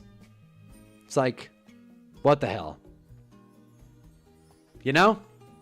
What the hell? What does the Atlantic even mean? Like the Atlantic Ocean? I don't know, dude. I don't know. It's like, yes, the Atlantic Ocean. But I don't know, man. It just doesn't have the sauce. Doesn't have the sauce. This has the sauce.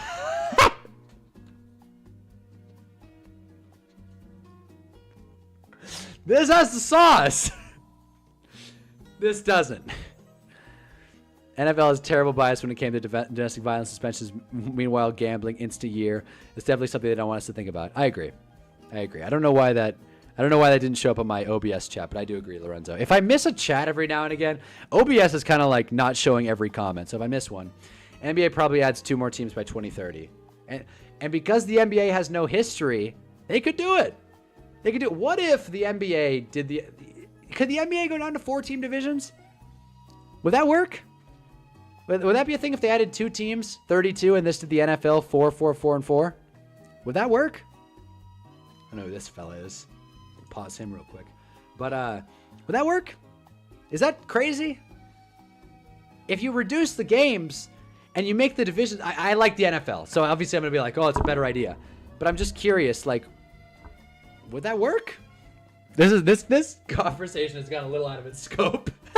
I literally came on here to talk Packers Commanders, and we are now talking about how to fix the NBA. But yeah, divisions are never going to matter. I don't actually disagree. I actually disagree with that. I disagree with that. I think if you reduced, let's say you reduced the Atlantic, right, to Celtics, Nets, Knicks, and Sixers, that's a storied division. 2 New York teams and Celtics, Sixers, right? And I'm just going to like break these piece by piece, right? Then Central, you get Bulls, Cavs, Pistons, Pacers. I'm not just reading down the line. I'm just saying. Bulls, Cavs, Pistons, Pacers. That would work. So now the Raptors and the Bucks are the odd people out, which conveniently, they're not far from each other, right? Then Southeast, you go most historic teams. Again, you go Southeast is tougher. Southeast is a lot tougher. I'd probably say Heat, Magic, maybe move the Hornets, honestly. Wizards if you want, and then Hawks. No one's thrilled about it, but why not? Why not? And then you just call the last division just randoms. You get the Bucks, Raptors, Hornets, or whatever team. Get the Hornets to move up north. Maybe the Calgary Hornets or whatever. Northwest, that's simple. You get Jazz, Blazers. Well, that's not as simple. It's not as simple. I don't know. Jazz, Blazers, Wolves, Nuggets, maybe.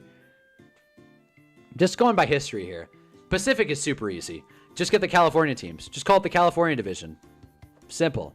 The California division. Seems lame, but like, why not? Just get the Suns out. Who cares? Southwest.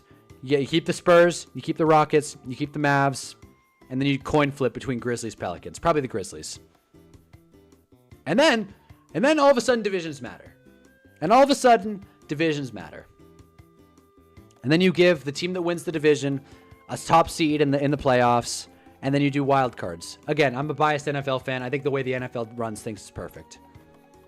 I really hope the NFL doesn't try and change too much. That is one thing about Roger. He's quick to change, sometimes too quick. Sometimes he's too quick to provoke these new changes, and it makes the whole thing sloppy. So I hope he doesn't see this and think, oh, let's optimize it. Let's add 4 new teams. Let's have a Germany team. It's like, why? Why? Anyway, we've talked a while about this. Anybody else have anything to say about Commanders Packers? Because if not, I'm going to do my picks for the week. Or about the NBA NFL expansion discussion, which, kind of got out of hand, but I like it. I appreciate it. It was fun. Oh, let's pull up spreads, though. Let's do that, actually. Week 2 NFL. Pelicans should be in the East. Don't disagree. Do not disagree. Week 2 NFL. Let's go schedule.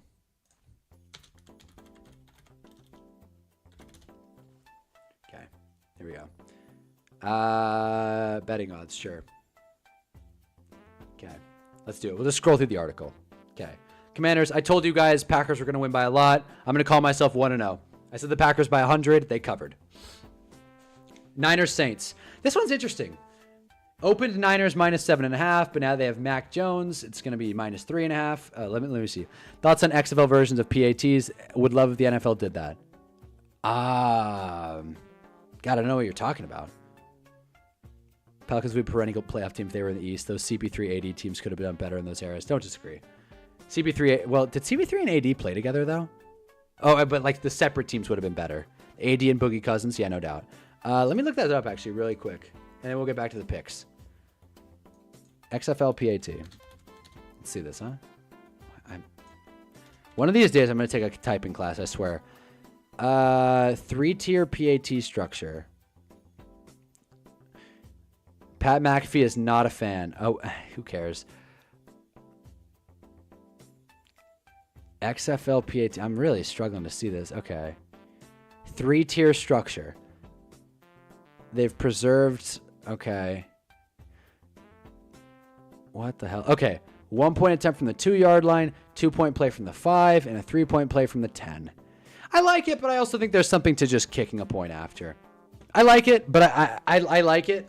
But I don't think we need to change it. That feels very XFL. Like, that's what my youth flag football team does. It's like you do a 1-point from the 5, a 2-point from the 10, and then a 3-point from the 15. It's cool. I like it, but I don't think it's worth changing. You know what I mean? Why fix what's not broken? That's my stance on it. I don't think it's a bad idea. I just, don't feel like we need to see it. CB3 and AD would have been fun together. That would have been Lob City times 1,000,000. But anyway, watched all of UFL season. It was good for what it was. Really? I've never heard a person say they've watched all UFL. Hell, man. Sure, why not? I like it. I like the take. Can't say I did the same, but I respect it. Whoops. Hold on. All right, here we go. All right, back to my picks. Because it is getting late. If it's 10 o'clock over here, I'm sure it's getting late for you guys. And it's a weeknight. So, I don't have anything going on tomorrow, but I'm sure you guys do. So we'll be quick. Niners Saints. This is tough. I'm going to go Niners. I'm counting the spread this week. I'm going to go Niners. And I'll tell you why. I feel like kickers messing up in important games with the NFL special. I completely agree, Mahi. I do kind of agree. And it's like, why take more away from kickers? They have so little. I'm going to go Niners because why not Mac Jones? I have no idea. The Saints usually start strong, or at least they did last year. And they're at home, and I think they looked better than expected. I don't think they'll be the far and away slam dunk number 1 overall pick this year. They might not be great, but the Dolphins looked way worse. So I'm not confident in the Niners. I certainly don't want to watch this game. But a blind-eye dart throw, let's go the Mac Jones Niners. I think Kyle Shanahan can weather the storm. Jags Bengals. God, man, I really hope the Jags compete. I have Brian Thomas in my main fantasy league. I really hope the Jags don't blow this one. But Trevor Lawrence looked so bad. It's really tough to see a world where the Bengals don't pour it on. It's really tough, especially at home, especially after not looking great last week. I think the Jags, if the Jags lose this one, I know they beat Carolina, so it's not like abandoned ship. But I feel like 3.5, they think even they're giving the Bengals the home nod. I'm going to go Bengals with the spread, but I don't feel great about it. I think if this were week 4, week 5, I'd be much more confident in Cincy, but I don't know how this team's going to look out the gate. Again, week 2 is really tough to predict, but we'll see. Bills Jets. It's a division game, so 6.5 is rich, but hot take, but special teams shouldn't exist. I disagree, but I like the hot take. Bills minus 6.5 versus the Jets. I don't know, man. What do you guys think about this one? Bills Jets. I'm not super thrilled. This is going to be a tough week of picks. It's going to be a tough week of picks with spread. Because, Bills, duh, right? But 6.5 is a lot for a division game. Let's go for it a 4th down every time like real men. Like real G-men. Yeah. I'm going Bills. I think I think this game will be close, and then Jay Fields will throw a pick 6, and it'll just kill the spread. That's what I think is going to happen. Why not? Cowboys Giants. Short and sweet. Giants are going to win. 6.5 feels high. Feels good against a better Steelers defense. Yeah, he looks good at running the ball. I still don't believe in Fields as a thrower. That's why I'm going Bills. I think it'll be a close game. Like I said, Fields is going to turn it over, ruin the spread. Giants plus 5.5. I'll tell you what. Make it 5.5. Make it 3.5. Make it 8.5. Make it even money. I'm going Giants. For sure. And I'll tell you why. I'm delusional. But also, I'll say this much. My big notes from Cowboys Eagles was that their O-line didn't look great, and if Jalen Carter was playing, they would have looked much worse. I also think their D-line didn't get to Hurts at all. And I think if you can't win in the trenches on either side, this Giants team will at least compete. With you. I like the Giants with the spread. I like the Giants to win outright. If they don't, the season's over, because the Giants have the toughest schedule in the last 5 years, and then we have Kansas City next week. I don't disagree, though. Go home dogs in divisional games. I do agree. It's just the Jets. It's just the Jets. Dolphins, Pats. Woof. I'm going Patriots. Simple. I know the Dolphins. I know this feels like a trap game. This feels like a very obvious trap game. Everyone's hating on the Dolphins right now. But, like, I do think the Patriots... I do think that... I'll respond to the Garrett Wilson thing in a second. I do think the Patriots are a team that kind of just underwhelmed. I think they're better than how they played. I think they have a first-year or not first year, but a new head coach, second-year quarterback, a lot of new pieces. I think they'll look a lot better. I like the Patriots. 1.5 is not a huge spread. I like the Patriots to win outright. Garrett Wilson had 22 fantasy points. Yeah, but it wasn't because Fields was letting it rip. What was his ADOT? I'm sure it wasn't much. It wasn't because Fields was some awesome thrower of the football. I hope Fields proves me wrong because he seems like a fun player, and he's one of the best rushing quarterbacks of the last 5 to 10 years. I hope he proves me wrong. Until then, I don't believe in him as a thrower. I know Garrett Wilson had a good fantasy day. I'd be shocked if he duplicated it. I would move Garrett Wilson if I were you in fantasy, by the way. I don't know if anyone has him, but that's my 2 cents. Bears, Lions. You know what? Man, I think 6.5 is a lot. I think 6.5 is a lot considering how much change Detroit has gone through. It's easy to rip on the Lions after they lost to the Packers, but it's even easier to rip on the Bears after blowing it on prime time. I think Vegas does this thing where when a team loses on prime time, the public kind of just overcorrects a little bit, and I think that's what's happening here with 6.5. Miami hasn't lost at home since 2019. I'm assuming you mean to New England. Tua is undefeated against New England. It's great. It's fantastic. New England has a whole new head coach, whole new system. I could be wrong. Still gonna go Pats. Overrated. Tua can kick rocks. There you go. I like it. Bears, Lions. I'm going Bears spread. Lions will probably win the game, but Bears spread. I like the Bears to cover that. Rams, Titans. Woof. This is gonna be an interesting one. 5.5 on the road is a lot, but then again, the Titans were the worst team in football last year, so kind of tough. I'm going Rams with the spread. And I've told you guys, I think the Titans are going to lose every game, and each week that take gets tougher and tougher to defend. And I actually picked up Elik Ayomanor. Great fantasy ad. Whoever told me, someone in this chat told me about his dominating game over Travis Hunter, so I figured to hell with it, and I picked him up. And I'm excited about it, damn it. So I like it. So I think the Titans will actually put up a fight. I really hope we see a good game out of the Rams offense. They really should have put more on Houston last week. And the Texans have a good defense. Derek Stingley is a tough guy to go against. I really hope the Rams pick it up. And more so than win, because I think they'll win, more so than that, I want to see their offense take a step up. Because if their offense stalls against Tennessee, is this team really the contender we thought it would be? If it stalls, who do you think has the advantage? Ben Johnson versus the Lions defense or Lions defense versus Ben Johnson? Ben Johnson versus the Lions defense. For sure. There's a reason Ben Johnson was the current Lions coordinator's boss. Good question, but I think Ben Johnson. Interesting, though. Browns, Ravens. 11.5 is a lot. The Ravens are a better team, obviously. No one's going to pick the Browns, but... No one's going to pick the Browns. It's funny, Chris Brown's not in here. He's always in these streams. But no one's going to pick the Browns, obviously. 11.5 is a ton. Obviously, it could go either way, right? It could either be the Ravens win by 50 or the Ravens almost blow it. And obviously, that's what the price is. It was me. There it is, Jarv. There it is. I appreciate it. I appreciate the Elik call. I listened to you, man. I spent fab money on him. I'm bought in. I hope he does well.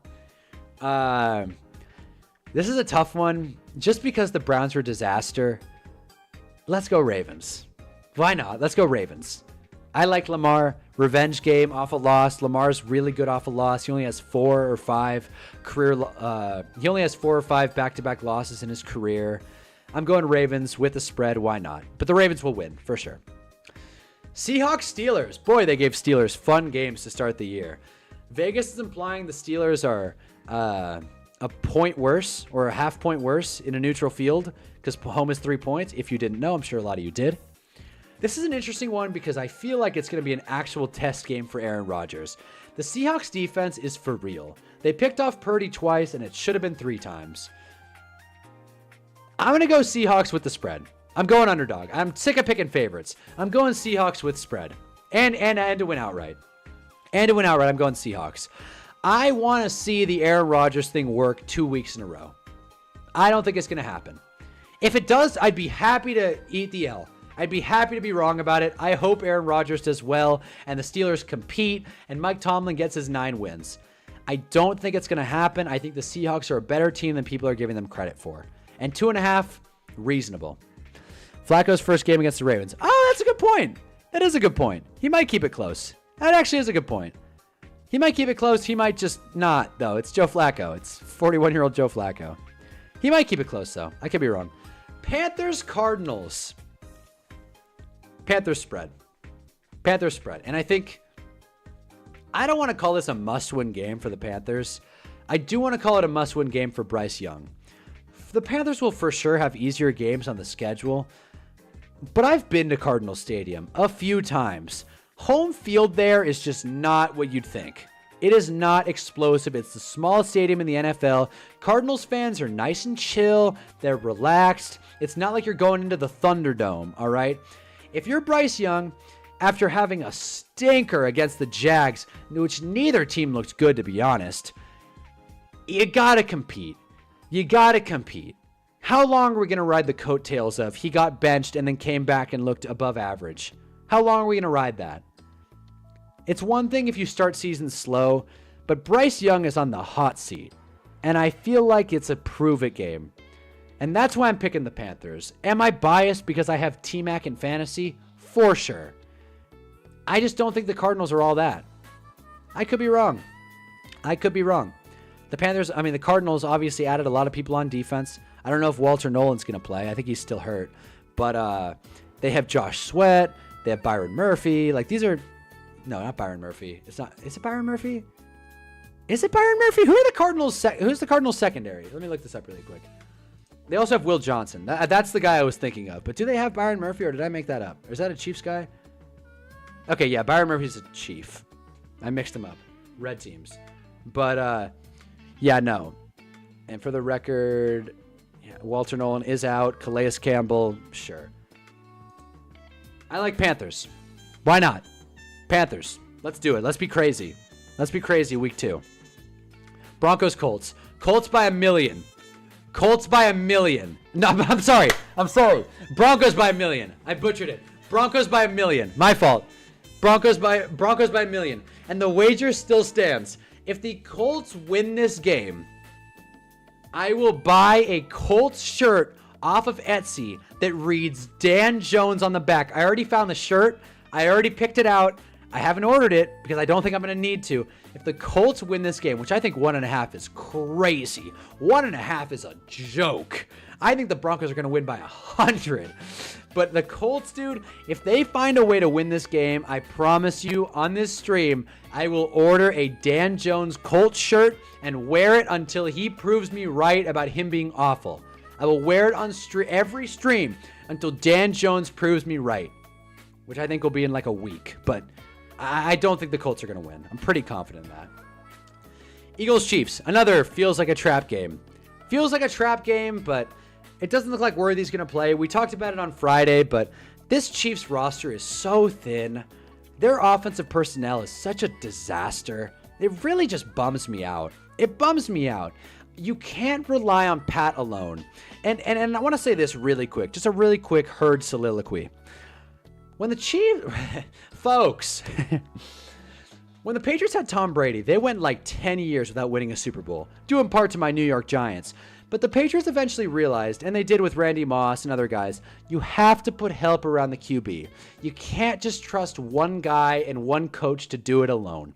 Football is a team game. And I think the Chiefs are going to learn that the hard way this year. They learned it the hard way in the Super Bowl last year. I think they're going to learn it the hard way this year. Now, road favorites against a almost dynasty and Patrick Mahomes is tough. It is tough. It's a nightmare scenario. Daniel Jones can outplay Bo Nix. Giants could have had either one of these guys. Yeah, probably. It always is like, oh, the Giants blew it. It can never just be like good for Dan Jones. It's always the Giants blew it. I think the Eagles are going to win by a lot. I'm pretty confident. I don't think 1.5 is much of a spread to worry about. Wow, FPI is favoring the Chiefs. That's interesting. Not that FPI matters at all, but to say the analytics are favoring the Chiefs is interesting. Not going to lie. Eagles, though. Eagles with spread. I don't know if Negan's still in here, but Eagles with spread. For sure. I'm not going to let my bias overtake me. Every time I pick the Eagles, they win. Hurts me every time, but every time I'm right. Falcons, Vikings. This is another interesting one. I'm going Falcons with the spread and to win outright. I don't think that the Vikings are a bad team, but I do think it's going to take a while for J.J. McCarthy to get settled. I think the first 3 quarters of the Monday Night Football game we saw, Bears-Vikings, I think that's more of what we're going to see from Jage, at least for the first leg of the season. And I think the Falcons, roster-wise, pretty damn good. They went toe-to-toe with the Bucs, almost went to overtime if Koo didn't brick it. They have really bolstered up that defense. James Pierce apparently looks really good. And they have a lot of offensive talent. I don't think that's a hot take. Drake London is really, really good. Do you guys know he got 15 targets last week? Drake London, if you have him in fantasy, good for you, man. He's going to have a great season. Drake London, Kyle Pitts, Michael Penix looks solid. Like, at least I think. I'm assuming, honestly. I didn't watch the game in full. I could be wrong. But we'll find out on Sunday night. We will find out on Sunday night whether Penix or Jage was the better pick. They went around the same area last draft or the draft before last. So we'll find out. I'm glad it's the primetime game, even though Eagles-Chiefs was kind of a slam dunk. I'm glad it's a primetime game. I'm very eager to watch it. I think we will have a lot to discuss afterwards. But for now, I'm going Falcons with the spread. Let me know if you guys agree on that one. I'm very interested to hear Falcons-Vikings. But let's close this out, okay? Just to throw a curveball at you, we'll do Chargers-Raiders first. This how Kyle Pitts in 2025. He is good on the team. He's not good in fantasy. He was all right in fantasy. He had like 8 or 9 points. But, he's good on the team. He's good to have on the team. He's better than most tight ends talent-wise. I'll never give up on that. I will never stop pounding the Kyle Pitts drum. He was the 4th overall pick in the draft. We talked about it. We talked about Chargers. We talked about divisional games where the road team is favored. 3.5's a lot. I'm going Raiders.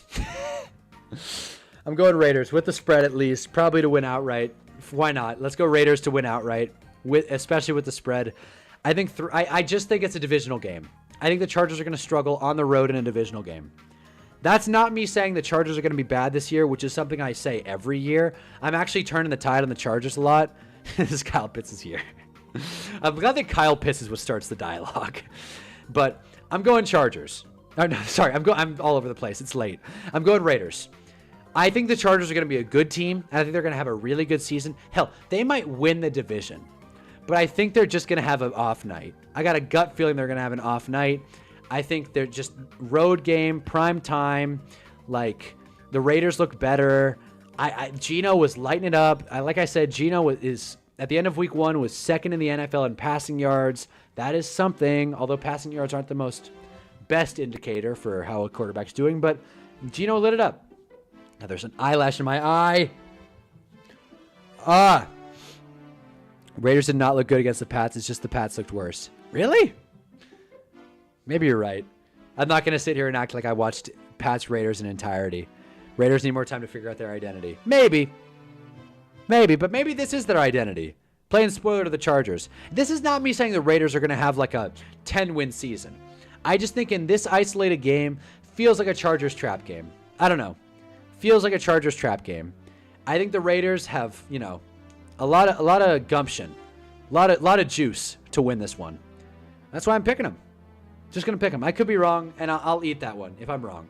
I know that one's a hot take. It's probably one of my less confident picks out of all this slate. By the way, most confident pick, in case you're wondering. Boom. All right. Let's close this out. Bucks Texans. Bucks. Easy. Bucks easy. And confidently, honestly. I think it'll be a big prove-it game for more so the Bucks offense than anyone, because the Texans defense is good. The Texans defense is really good. This song is so funny. But the Texans defense is really good. I just don't think their offense has it. And I've talked about it 100 times. You trade Laramie Tunsil. You trade your left tackle when you have the worst O-line in football. What are you going to get? I'm very confident Tampa's going to win this game. I get that Houston's favored. I get that it's a home game. I get that the Texans' defense is good. But I like Tampa. Simple. And FPI agrees with me, so I feel validated. I like Tampa in this one. So, if anyone was writing those down, cool. If not, that's fine. I'll go back and look at these. But I'll try and remember. I'll try and remember who I picked, and I might skew a couple numbers in my favor. But as it stands right now, obviously lines move, spreads change. This is how I'm feeling. I feel pretty confident about it. Bucks easy win. There it is, Negan. I agree. Bucks easy. I agree. So that's week 2. Fun week 2 slate. Big narrative week. And I'm excited to talk about the best games of the week. I hope this is one of them. If the Giants lose, guys, I'm not going to be in a good mood for the stream. I will stream. I'm no coward. I'm not going to be in a good mood. Which I'm sure is going to make people tune in more. If the Giants lose, I hope you guys think, I'm not watching anyone besides Hunnaball tonight. I'm going to need your support, and believe me, I'll have things to say. If we drop it to Dallas, I don't care if it's in Jerry World. The Cowboys always struggle at home. And, mind you, 5.5 is kind of rich because, Jarvis, I don't know if you saw this or not. Get a look at this. Andrew Thomas, limited. Someone made a whole thumbnail. Limited. Upgrades. Get in one more limited practice and he's playing. What games am I going to watch? Good question. What I've been doing is I was doing the quad box last week. So I did the Red Zone, Giants game. So that's going to be a for sure. I think we'll go Red Zone, Giants game. Golly. That's tough. That is tough. Which of these two games is like the most exciting? I don't want to watch the Dolphins. But to be honest, I do kind of want to see, one, if Drake May's for real, and two, if the Dolphins are going to crash and burn. I'll probably put on Patriots Dolphins. I might change it halfway through, but something about a Tua interception is just so satisfying. Maybe because he's a lefty, but something about a Tua interception, and probably Jags Bengals. Just because Brian Thomas in fantasy, I'm going against T. Higgins. I probably got to follow it. But I'll probably be switching between games. I'll definitely keep an eye on Niners Saints in case Mac Jones has his MVP comeback. Steelers Seahawks definitely seems interesting for sure. I got a feeling it's going to be a low-scoring affair, though. I said that about Jets Steelers, though, and I was wrong. So anything is possible. The afternoon slate is a little less exciting. I might just solely watch... I don't know. I won't solely watch Eagles Chiefs, but 3 afternoon games is kind of a bummer. I wish we had one more. I don't know why we only have 3. I wish we had Seahawks Steelers or Browns Ravens in the afternoon. That way I could just quad box it and feel good. Obviously, Eagles Chiefs is the one to watch. The Dan Jones disaster class will happen. Thomas not coming back. Don't fall for it. He practiced. Another week of James Hudson. We better see Marcus Bowe at some point. I realize that he tackled Cam Scattaboo and he also can't run routes apparently, but Marcus Bowe, bro, we do not need to see more James Hudson. And again, John Michael Schmidt. I know he doesn't watch my stuff, but if he does, the 1% of 1% that John Michael Schmidt will see this. You better do better, pal. You better figure it out. Or else we're going to have to start calling him the most obvious nickname that I could ever think of for John Michael Schmidt. I will not be calling him it until he blows another game. Because it's disrespectful, low-hanging fruit, very obvious. I'm sure you guys can connect the dots. John Michael Schmidt. Yeah. Pretty easy layup there for a nickname. So, yeah. That's where I stand. I don't think we're going to get another week of James Hudson. If we do, I still think the Giants are going to win, but I'll feel a lot less good about it. But I'm operating under the assumption Andrew Thomas plays, because this is a must-win game. Straight up. Must win. If not, we're 0-2, going to play the Chiefs. On prime time, no less. The fact that the Jackson Dart dialogue is this potent 1 week into the season hurts my heart.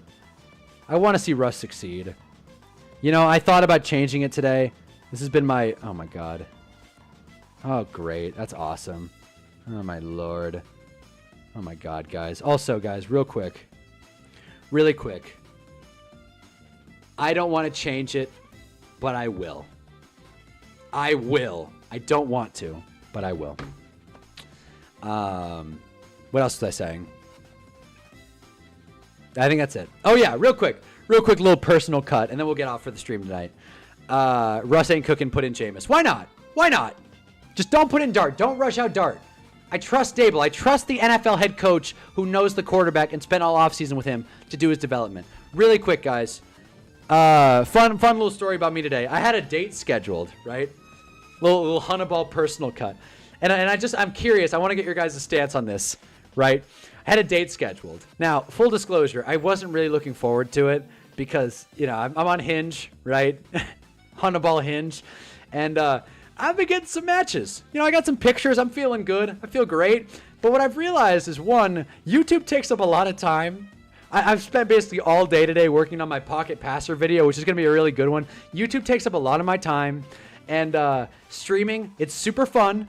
But I have to watch the games. I can't just come on here and be like, guys, what happened? Commanders, Packers. I have to watch the game, and I enjoy doing this. So I have no time to date. And I accidentally told this girl, I told you Dart was going to start sooner than expected. I said Saints game maybe sooner than that. I hope not. Let the guy rest. Let the guy learn, especially if Andrew Thomas isn't going to play. But back to my story. I wasn't excited. My dumbass, I was like, hey, I can't go out Friday. How about Thursday? And then I realized, I'm like, shit. Thursday night football. I can't miss Commanders Packers. What if the Commanders lose?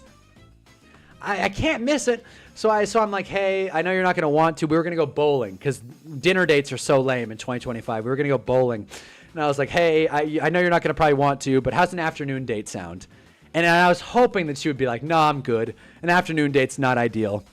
And I'm like, but she was like, an afternoon date is fine. Smiley faced. I'm like, oh, God. Because I want to go on dates. She seems like a nice girl, right? It seems like a good experience, but I was kind of just looking for an excuse because I didn't want to pay for bowling and then rush through it and then come back and have to, put my stream together. Because today I was actually able to get some quality editing done. And, man, about an hour before, she doesn't text me a confirmation. I'm like, all right, meet at 2, right? She doesn't send me a confirmation all day. So I'm like, she's probably going to stand me up. I'm probably going to get there, and she's probably going to no-show it, and I'm fine with it. I'll just go back home and work on my video, and I'll save the money, right? Because bowling's expensive for some reason. She texts me this message, and I'll read it to you guys. I'll read you this message. Bro, don't be a DJ and don't prioritize football over your personal life. It's not about football. It's about a channel. It's about starting a sports media channel. I care a lot about this channel. That's why when the copyright thing happened, I was like shook. It's not about sports. It's about caring about this channel. It has nothing to do with football. It is that's why I wanted to do it. I agree so much about dinner dates. Exactly. They're so played out. So played out. And by the way, little pro tip, bring Uno cards to dates. Chad Johnson, Ocho, told me to do that. He says to do that. Great idea. When you add some competitive spice, you can really see who a woman is. I'm assuming it's all guys in the chat. If there's a woman here, let me know. Maddie, if you're still in here, let me know. But yeah, it really brings out something in women. It's like a nice thing. Lame. I'd rather do something fun and lighthearted. Exactly. You guys tell me, though. You guys tell me if this is a lie or not.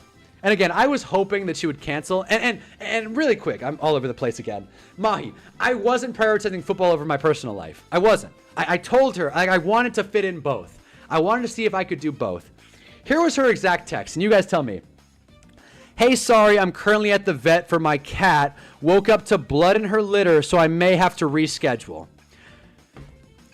I sound like such a streamer. Chat, do we think she was lying? Do we think that's a lie? Be honest. It's not going to hurt my ego. Be honest. Did we think she was lying? At this point in the game, do we feel like she's lying? I'll let you guys take a second to respond. I think she was lying. I think she was lying. Fully. And one of the big things with this date was that I told her that I would watch Harry Potter because I've never seen Harry Potter. And I told her, she said it's one of her favorite movies. I said I would watch the first Harry Potter and tell her my review on it. And so I was kind of like, shoot, I didn't watch Harry Potter. So I'm going into this kind of half-cocked. But yeah, you guys tell me if you think she was lying or not. And then we'll call it for the night. We don't need to look at the spreads anymore. Or no. There it is. I'm keeping this one up, by the way. Hold on. I'm keeping this up as our perma background in case it hits the fan. That way we don't have just this black background. Follow up with the reschedule. and feel out how she responds. Well, I did respond. I said, all good. To be honest, today wasn't great for me either. Let me know when you're free. And she didn't respond to that. And I responded pretty quick. I responded like within the hour. No, within the minute, within 5. I responded within 5 minutes, and she didn't hit me. So, because that would be pretty traumatic if that's real. I get it. No, and that's a bummer. I'm sure her cat's fine. She didn't say anything too crazy. I'm sure her cat's blood in the litter, man. Like, it happens. Cats get sick. I get it. It's tough, and I'm not faulting her. Priorities, man. It happens. Sounds like a bit of a lie. I would have told her to send a pic. Oh, that's a great answer. You can't send pictures on Hinge, but that's funny. That's funny, man. I like that. Oh, boy. But yeah, Emily, if you're watching, I think you're bullshitting me. But it's totally fine. I was not too worried about it. And honestly, I'm kind of happy because there's this other girl I just matched with. 22 years old. I'm 23. USC grad. Salute. She either's lying or the cat's dead. I wanted to give her like a George Costanza response, which I don't even know if any of you are going to get this reference. But I wanted to give her a George Costanza response. Be like, I go out to an alleyway. I get you a new cat in 10 seconds. I'll spring for a new cat immediately. Cats are a dime a dozen in the big city. So fucked. And I'm an animal guy, by the way. When my dog gets sick, it like really ruins my day. I'd say leave it then. Let her respond. I'm gonna let her respond, guys. I'm not worried about it. Believe me, I'm not worried about it. It's not a huge thing I'm too stressed about. I wish I could show her profile, but I feel like that would be unethical. I'm not too worried about it. I'm just kind of dating for experience at the moment. I don't have the time. More importantly, I don't have the money to go on dates, bro. I got this green screen on Facebook Marketplace. This mic could be way better. This stupid camera I use to film my videos. You really think I would take a date over a new camera? Let's be real, guys. We got goals. And I don't think it's a degen move to care about where you're going in life and care about your prospects. No girl wants to date some schlup who's, who has no plan. And maybe YouTube's not my permanent all-time plan, but for now it's something I find a lot of passion and fulfillment in doing. And people like you guys, Jarv, Mahi, America's Dragon's Disciple, John, Negan, Blake, everybody else who joins here. I'm sure I've missed some names. Lorenzo, Muhammad, I already said John, James, Chris Brown who didn't make it tonight. All you guys are the best. Larold was new to the chat. All you guys are the best. You guys make this so much more fun and so much easier. Tyler was in here, Ann Valix. All you guys rock. So, yeah, this is fun for me. This is way more fun than nonsense and some date. I'm trying to have it both ways, but if it comes down to it, I'm picking y'all. But we're crossing the 2-hour mark on this stream. I'm sure you guys are tired. My throat hurts a little bit, but not because I'm sick, just because we've been talking nonstop for 2 hours.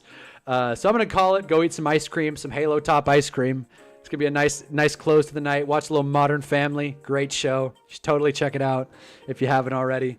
But yeah, guys, I hope you have a good rest of your week. Big Friday tomorrow. God, I have work. It's not a lot. I'm a youth coach. It's going to be a quick day. But I told you, football's my life. Football's my life, dude. I'm a youth coach. I'm going to talk sports with this kid all day tomorrow. All right. But yeah, I'm a youth coach. And private train some kids in my, not spare time, but in my time. But yeah, so you guys have a kick-ass Friday. You guys have a kick-ass Saturday. I'm not a college football guy, so I hope whatever team you root for wins. Golden Gophers, whatever other teams. I hope whatever team you guys root for wins. And, we will talk on Sunday. I will be back after the second slate of games. So for me, the afternoon slot, for most, the 4 o'clock slot. I will be back between the primetime game and the second slate of games, do a quick express stream, and then we will talk after Sunday Night Football. But I really appreciate you guys coming through.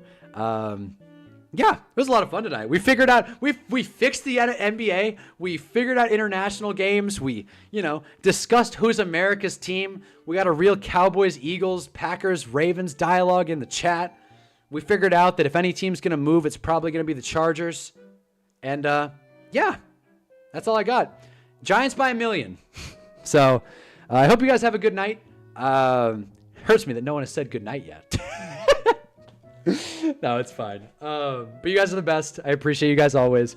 You guys have a cool rest of your night. And check out my video. It'll come out. We'll talk between now and then. But, you know, my next video is going to rock. I'm super excited about it. It's going to be really, really good. So I'm excited. But yeah, you guys have a kick-ass night, kick-ass weekend, and I will see you Sunday. All right? Deuces.